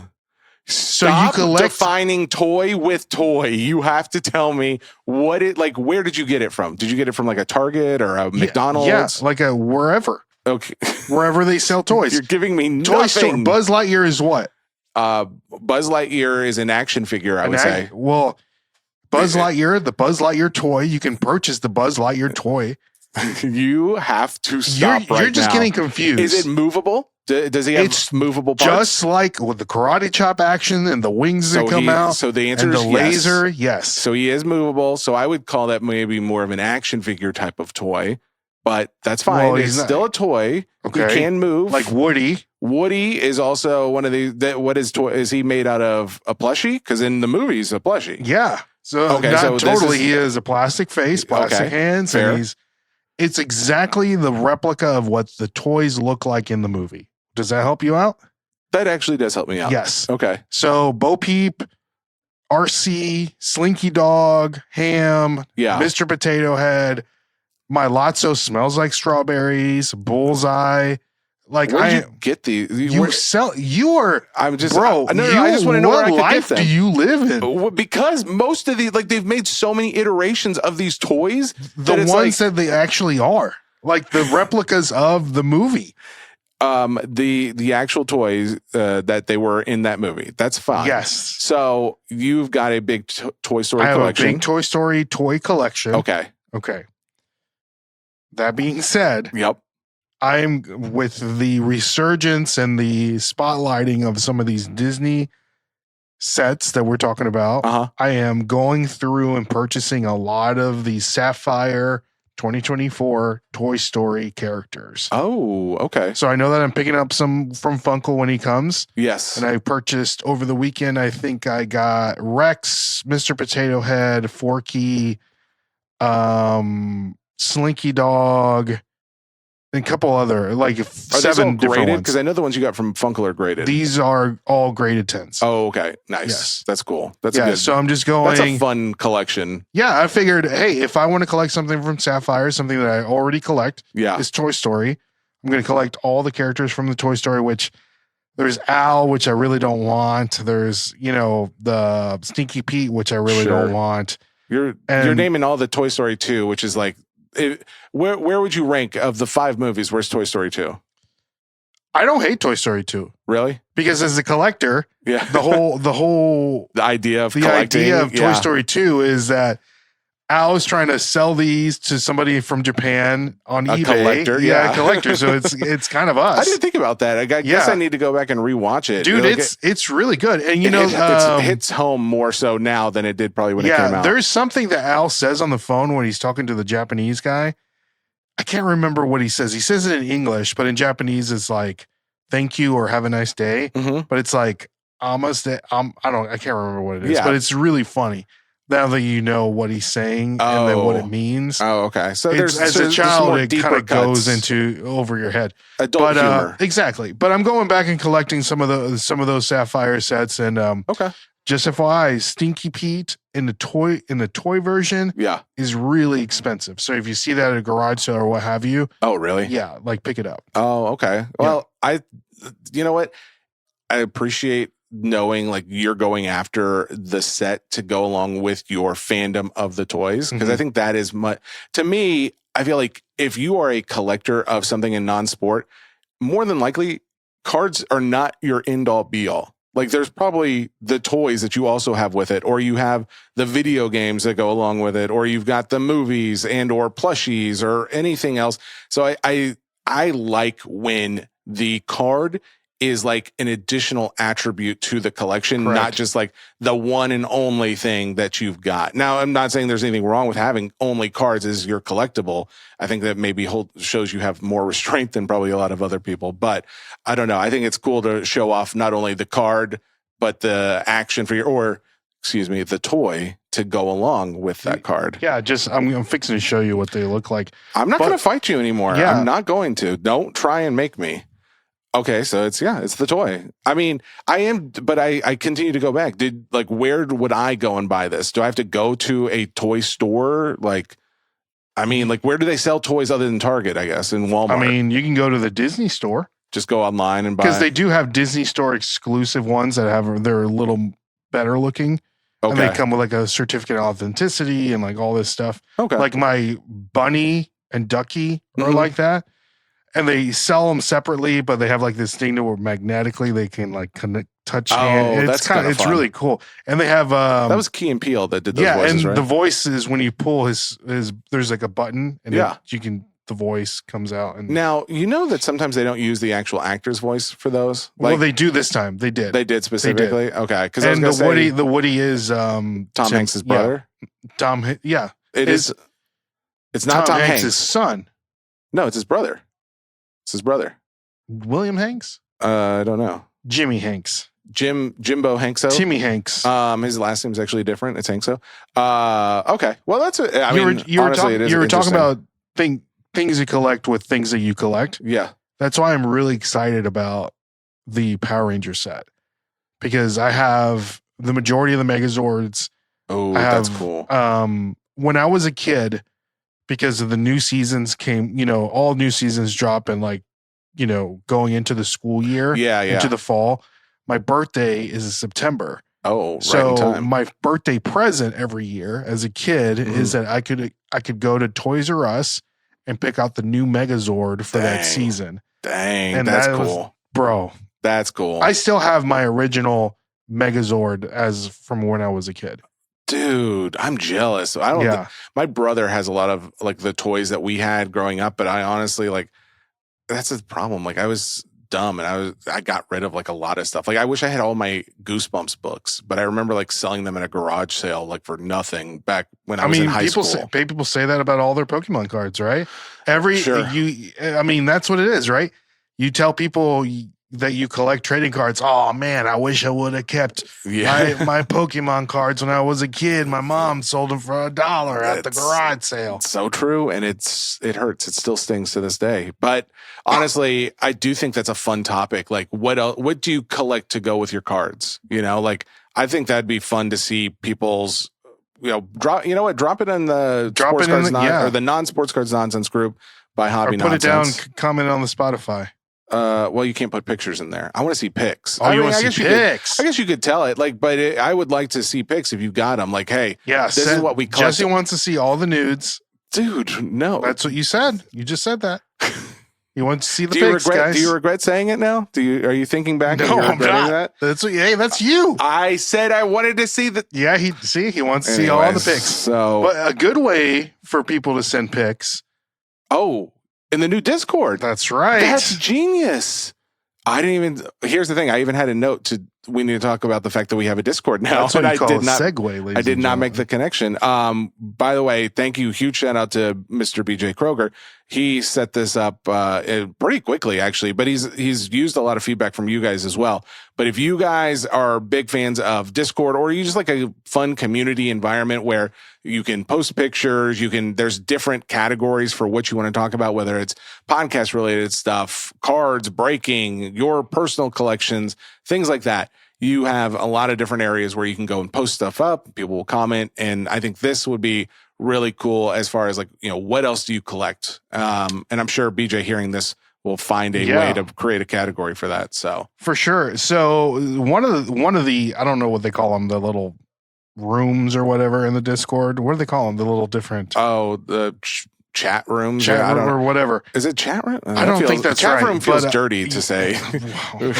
There's not a positive connotation with a chat room. Isn't that crazy? Yeah. Yeah. We don't have chat rooms anymore. We want to be safe. One of the suggested things there are mailbag podcast suggestions. Oh, yeah. Okay. So I do want to go ahead and pull one. Oh, sure. So why not? Since we're already talking about this. Let's do this. Do we want to do a section? Let's make one last topic before we end it. Because I've been really concerned about our episodes going maybe too long lately. Oh, please. The people have spoken. They like the Joe Rogan-esque podcast. How much are we doing right now? We'll be close to 2 hours here soon. Okay, well, in the next 13 minutes. So we got a little time. Okay. So if you got a topic, you said you were going to pull one. Did you have one? Are we doing that? Yeah. Are we doing that? Okay. Go ahead. Okay, cool. All right. So this comes from Tebow. Oh, Tebow. Your boy yeah. Tebow. Tebow's cool. Which this is a great segue with some of the things that I want to talk about. Okay. If we ever get Topps Chrome Pokemon, what would a Charizard or Pikachu 1/1 Super first year go for? I would bet for more than a Cooper Flag debut patch. That's more of a statement than a question. But no, he also added in his thoughts to that question. But yeah, what would a 1/1 Pikachu or Charizard Topps Chrome card go for today if they created that set? I think, Tebow, that's a great question. I think you're probably not far off as far as like the thinking that there would be people willing to pay millions of dollars like they did for Cooper Flag. But I think the difference being is Cooper Flag is a rookie and we don't know what he's going to do yet. He has done well enough to garner prices like millions of dollars. However, I say that because I think that you have a safer investment in that Pokemon or Pikachu, Charizard, whatever Pokemon it is, than you do in maybe Cooper because of the fact that we don't know what he's going to do. And this is an established IP where they don't break their Achilles heel. I actually misread that. That was actually a answer to the actual question from Johnny Mac. Oh, Johnny Mac was the one who had Johnny the question? Mac had the question and says, I believe on the pod, it was mentioned that Topps has the right to produce cards for anything on Disney Plus. That being said, with the addition of Pokemon on Disney Plus, should we expect Topps to produce Pokemon cards at some point? Is this true though that Pokemon is now on Disney Plus? I don't know. I haven't looked. Oh, okay. Because I don't remember seeing that. I mean, we have Disney Plus. I get on there. I'm going to log into it right now. I'll tell you if it's on there. But I think there's got to be a limitation there. Like, I don't think that they have the ability to do that. Well, I know that Pokemon is separated into 3 different companies to make one company. Oh, like Game Freak, the Pokemon International, and then there's one other that I'm not thinking of right now. So maybe it has something to do with all the different licensing agreeing with that. But okay, so maybe that's it. And I did reply to this question also in the Discord. There will never, and mark my words. Here we go. Never get off ever your soapbox. Will be another Topps Pokemon set. Maybe there won't. Maybe there won't. There will never be another Pokemon Topps set. Problem, would I like there to be? Of course. I don't think you would. I don't think you do. Of course. I don't think you want that. By the way, there is some Pokemon. So they've got Journey, Pokemon series, the series The Beginning from 1997. They've got Pokemon the series Sun and Moon. They've got a few. It looks like movie. The rest of them are movies. So there were some series. The first one is probably like 1 billion episodes. Pokemon the series The Beginning. Is that the actual show that we all remember, like the cartoon from the 90s? It looks like it. Yeah, it is. Okay. All right. So, but the only thing is there's only 27 episodes. And is there different seasons? No, I'm only seeing the one season. Maybe I know the majority of them are on Netflix for sure. Oh, they are? Pokemon's on Netflix too? Yeah. Oh, okay. I watch it all the time. Of course. Why didn't I put it on my CRT TV for the vibes. That actually is kind of cool. I like that. Yeah, I would think there's got to be some kind of limitations to what Topps can do card wise. If I get a person to ask, I will ask them specifically about that. Like if that really is true, because that was like kind of said. It sounded very serious when they said it, as far as like, hey, if it's on Disney Plus, they can make a set out of it. But now that this product has been brought up, maybe that's like if they don't already have a card set out there, or like you said, maybe there are different companies like they could. Maybe they could do ones of the TV show, but not Pokemon. And that's how cards. It was for the Topps Chrome. Oh, so maybe that's what they could do. But I bet you that price tag is not cheap to do that, because I'm sure there's some kind of additional cost that goes with it. They don't need to do it. Like Pokemon doesn't need the money. What do you mean? Again, they don't need to do that. Argument is the worst argument I've ever heard. I hear what you're saying. It's such a bad argument though, because who does? If you have a lot of money, do you not want more money? I mean, like I guess there should be contentment. Japanese. So they're not even thinking the way that we think. I hope you're right. I hope that's true. I hope that is the case because I do. One of the things that I do not care about myself and a lot of other people in the States is our lack of contentment. It's very difficult to be content in the States. And that's one of the things I think has helped grow the card community. It's honestly, for business, it's a good thing. But overall, I think it's a problem for a lot of people. And hey, if that's the Japanese way that they are content with not continuing to grow their business more so, it still makes me question. And I don't know if that would be true, but at least it's a better argument than they don't need the money. So with that being said, yeah, Pokemon 30th anniversary is going to be the largest printed set ever. I thought that wasn't going to be that bad. It is going to be that bad? It's going to be a lot of cards? You want to see the numbers? Yeah, tell us the numbers. Show it. Pokemon 30th anniversary. These are leaked print runs. Okay. So we don't have confirmation, but this is pretty much, there's going to be 180 million packs printed for Pokemon 30th anniversary. Okay. Can you put that in perspective? Do we know what any other sets are? That's 226% more than Ascended Heroes. And Ascended Heroes was that more than Prismatic, do you think? Yes. It was? I think so. Oh my God. So, because Prismatic I know was like printed to the moon. So that's insane. Yeah. So Ultra Premium Collection boxes make up the majority of these print runs with 87 million packs. So there's going to be a lot of them. So the reason why I'm giving this information to a lot of you guys out there is that don't spend your bag on some of these some of this stuff right off the bat, because there's going to be a lot of packs out there. All right. So Elite Trainer box is going to be 26% more printed than Ascended Heroes. All right. Okay. But I will give you two different collection boxes or products that you probably need to pick up, because the Mewtwo and the Mew figure collection will not have a heavy print run, probably because of the figure. Okay. And the Ditto Premium Collection box, which is an equivalent of the Ascended Heroes poster collection because they have the same amount of packs in them, is 40% less than the Ascended Heroes one. And that will have an exclusive Ditto promo in there. Where do you get those? Only off of like Poke Center? No, you'll be able to get them anywhere. Oh, really? Okay. Yeah. So again, the reason why I'm telling you guys this is because there will be a lot of packs out there. And so don't overpay for a lot of this, and they'll be printing it for a long time. Well, do they do that in like the past, like the say Pokemon 25? Did they print that for a long time as well? They did. Granted, it was a different market, I know. Well, actually, it was 21. We don't know the 180 million packs. It's not going to be like they're all going to go on the market all at the same time. Sure. Right. But with that being said, here are some things that you need to be aware of. Okay. Out of these packs are only going to have 6 cards in each pack. They do that with these anniversary sets. So think about that. Okay. It's 180 million packs, but each pack only has 6 cards. Which is what, like half as many as a normal pack does? Yes. Okay. So they have 10 cards, 10 cards. One of them being an energy card out of the 6 cards. Okay. Now, I'm really excited about the next part.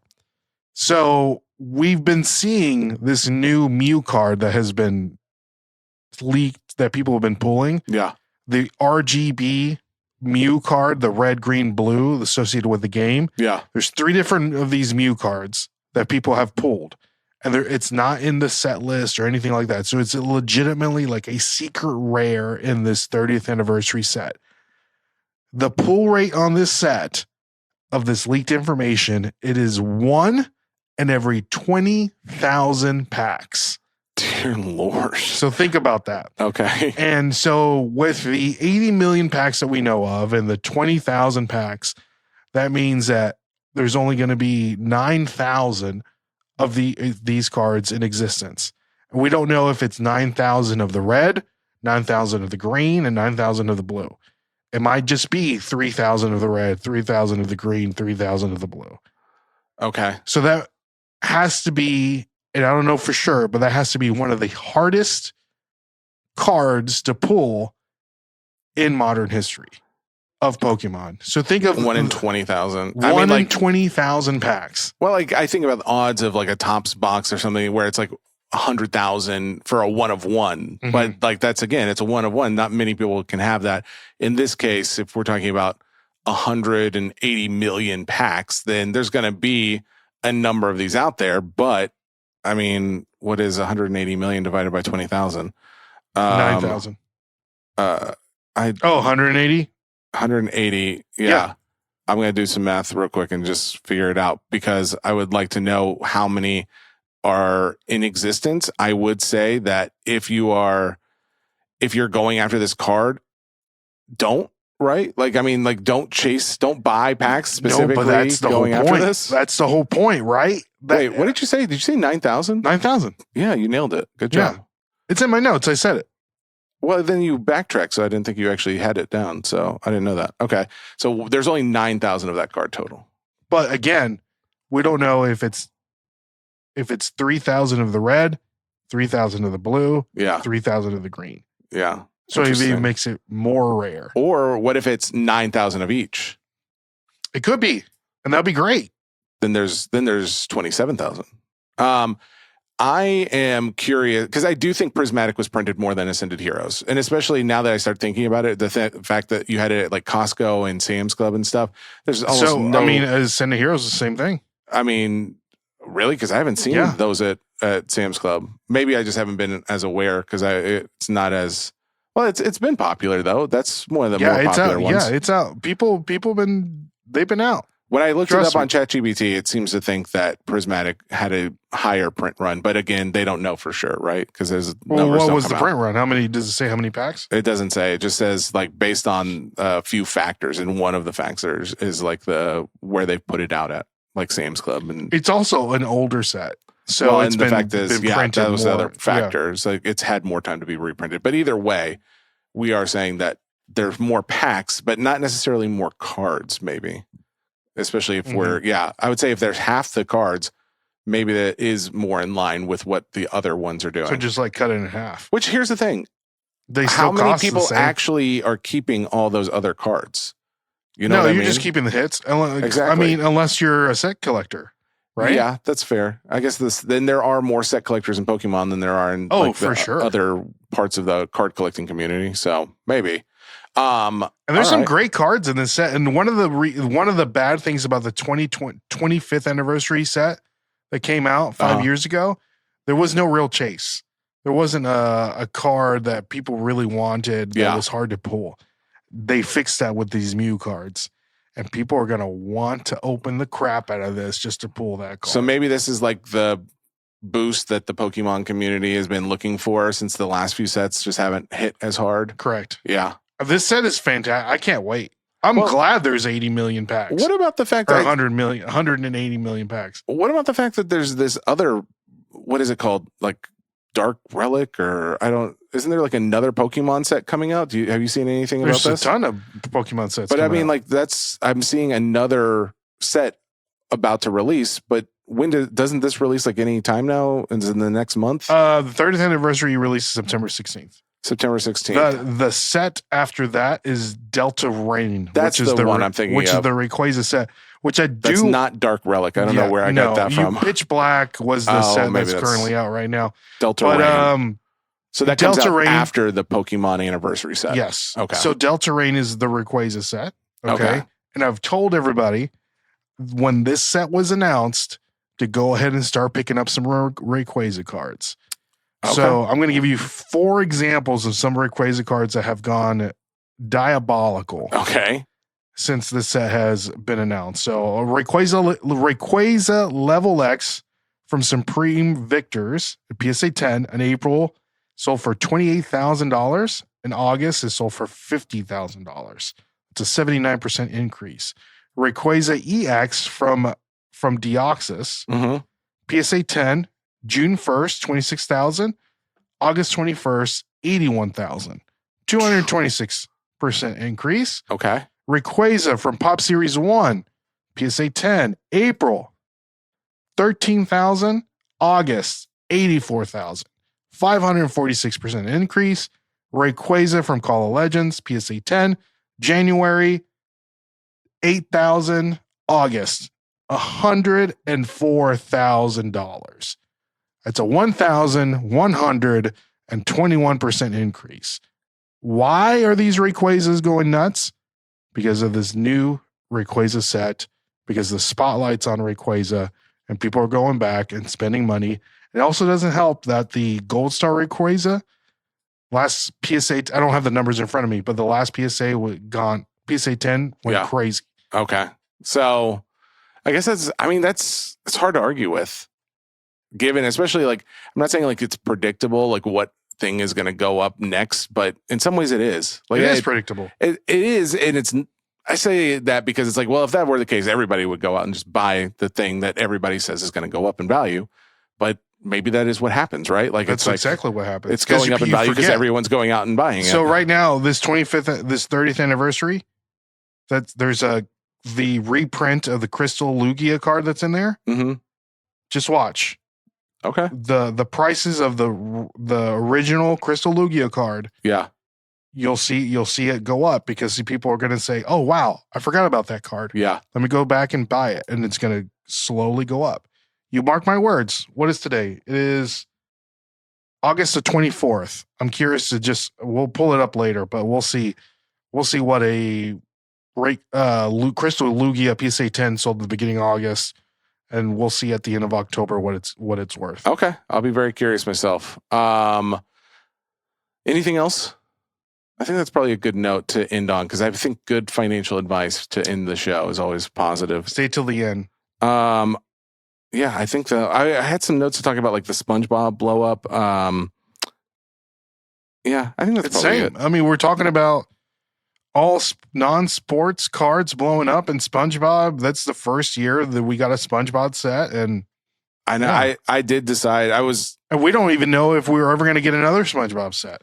Well, they said Top said at the conference, like there's supposed to be a SpongeBob Finest coming out next year, but again, I don't know if that's still the case, because a lot of times, like if you don't see the actual cards, like the box artwork and stuff, it's kind of hard to say for sure if it's going to be, or if it was like, this is what we wanted, this is what we hope to do, and something came up and we weren't able to do it. So it's like I don't hold anything that they say too personal. You got it. I'm saying all the wrong words. I don't think of it as a guarantee until I see those cards, like an actual artwork of the set, like something that they've pre-done, and then I can actually get excited. But yeah, birds in the hand, 2 worms under the early morning, grain of salt.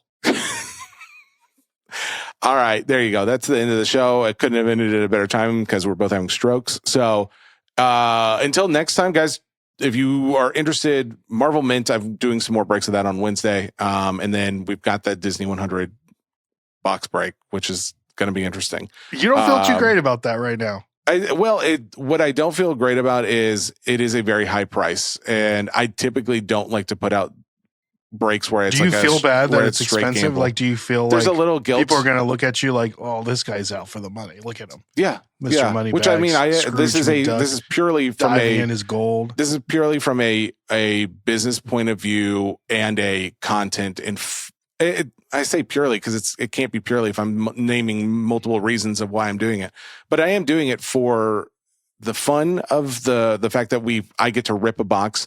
Even though I don't get to keep those cards, it's still fun to rip it. It would be something that would make money for myself, which, hey, yeah, I do this. I'm not, this isn't a charity. But then 2, 3, I guess, I think that these cards do continue to go up in value. And I think these boxes do continue to go up, and no one else is breaking it that I'm aware of, at least. Mm-hmm. So it gives people the opportunity to get in. So it's like, yes, do I think it's like a high price? Absolutely, I do. But do I think like, hey, there are going to be some who know the value of Disney and want to get in on it and have a chance, like take a long shot of hitting a Mickey, out of 10 or something like that? Yeah, I think there's those too. So we'll see. Either way, if you want to just come and hang out and watch it happen, yeah. You don't have to buy. Yeah. This is your inception of your heel turn when people turn on you. Exactly. This is where I become the bad guy in the set. All right. What is it? You live. What's the saying? You either. Oh, don't put me on the spot. Live long enough to be the hero and die the villain, or something like that. Someone's like, it's this. They're screaming on the top of their lungs right now. You either die a hero or live long enough to see yourself become the villain. That's right. That's exactly what's happening. A lot of people said I should have died already. I don't know who those people are. They're my enemies. How is your health, by the way, right now? Are you doing okay? My health's doing fine, except for the fact that I am trying to switch where I get my trizepatide from, and because I get it straight from like Lilly, like the pharmaceutical company, and it's $400 a month, and it's stupid because I keep hearing everybody else is like, oh yeah, go get it cheaper somewhere else, and I was like, hey, that's babe, your GLP-1, yeah, and I'm just like, hey babe, I don't have time to like do a lot of research in this. Could you look into it? And she like found some company called Roe, and she signed me up for it, and you have to like, I guess there's some doctor that's like, hey. That's like the penis pill company, right? Don't they sell stuff like that? I don't know, right? Do they? I did not know. I like I said, my wife put this together, so now I have more questions. I'm not going down that path. But the point is, I just found out. They're like, no, because I have like my mom had thyroid cancer like 20 years ago. They're like, oh yeah, we think you should talk to a in-person doctor about it. I can't get like I just want the prescription. Just give me the meds. They're doing a good thing by they're not. It's your ridiculous. Medical history. It's ridiculous. I just want cheaper medicine, and it's annoying me. But yeah, you're probably right. Wouldn't you get it cheaper from a regular doctor? Like write your prescription? They'll write the prescription. It's just like, where do you get it filled, right? And like Publix you can, but it's like everybody's charging. Well, not everybody. Some people are charging less. I don't know how to get it for less. That's what I'm trying to. What's it called? Serpeptide? Trizepatide. Zepbound is what like the fancy name is for Zepbound. Okay. Say it again. Zepbound. There it is. Nailed it. Yeah. Okay. What's your dosage? I'm on the 10 milligram. I might know a guy. Well, here's the thing. I know guys who can get like the compound pharmacy versions of it. I just don't necessarily want to use those as much because it just makes me a little leery, but maybe that's like a non-name brand one. Yeah. It's like where they know the chemicals, they know the formula to, I guess for all intents and purposes, they know the formula. And so they're putting the chemicals together. They get these chemicals sent over from China and then they put it together. Risky. But that's what a lot of people do. That's what a lot of people do. I have kind of steered away from that just because it's like, well, I'd rather not do it. And I know I have several family members who've done it and they've had no issues whatsoever. So it's like, well, maybe I should just bite the bullet and try it. But yeah, $400 a month when you hear like people are doing, I don't pay more than $250. And I'm like, yeah, I want to do that too, but I can't because Roe turned me down because my mom had thyroid cancer. Thanks a lot, Mom. Mom, don't listen to that. I'm so sorry. I love you. She was perfectly fine afterwards. So, I love her. She almost died. She didn't almost die. I will say she had to take a pill and then she couldn't be around us or the cat for like a day or two. I can't remember how long because it's like she had to take some medicine where it was like there was like radioactive stuff in it, and it could like it was meant to get rid of the rest of the thyroid gland or something like that, and it could have like affected everybody else's around. So we had to like cordon her off in her bedroom for a few days. I can't. Bro, remember. That sounds crazy. Yeah, I know. Like, do you think what is that doing to your body? And then killing cancer. Killing cancer, but then. Yeah. Also can kill your thyroid. Yeah, that's what sucks. Because now, you apparently you need those things. So I guess I'll have to go talk to my doctor about it. Thanks a lot, Ro. If that is your real name. That's the website name, so I know it's not her real name. All right, that's the end of the show. Thank you guys so much for listening. We'll be back. Be a guy. Check out social media content. We got a lot of really fun stuff going on. Thanks to Ray and his fun ideas. But other than that, we will see you guys on the next episode.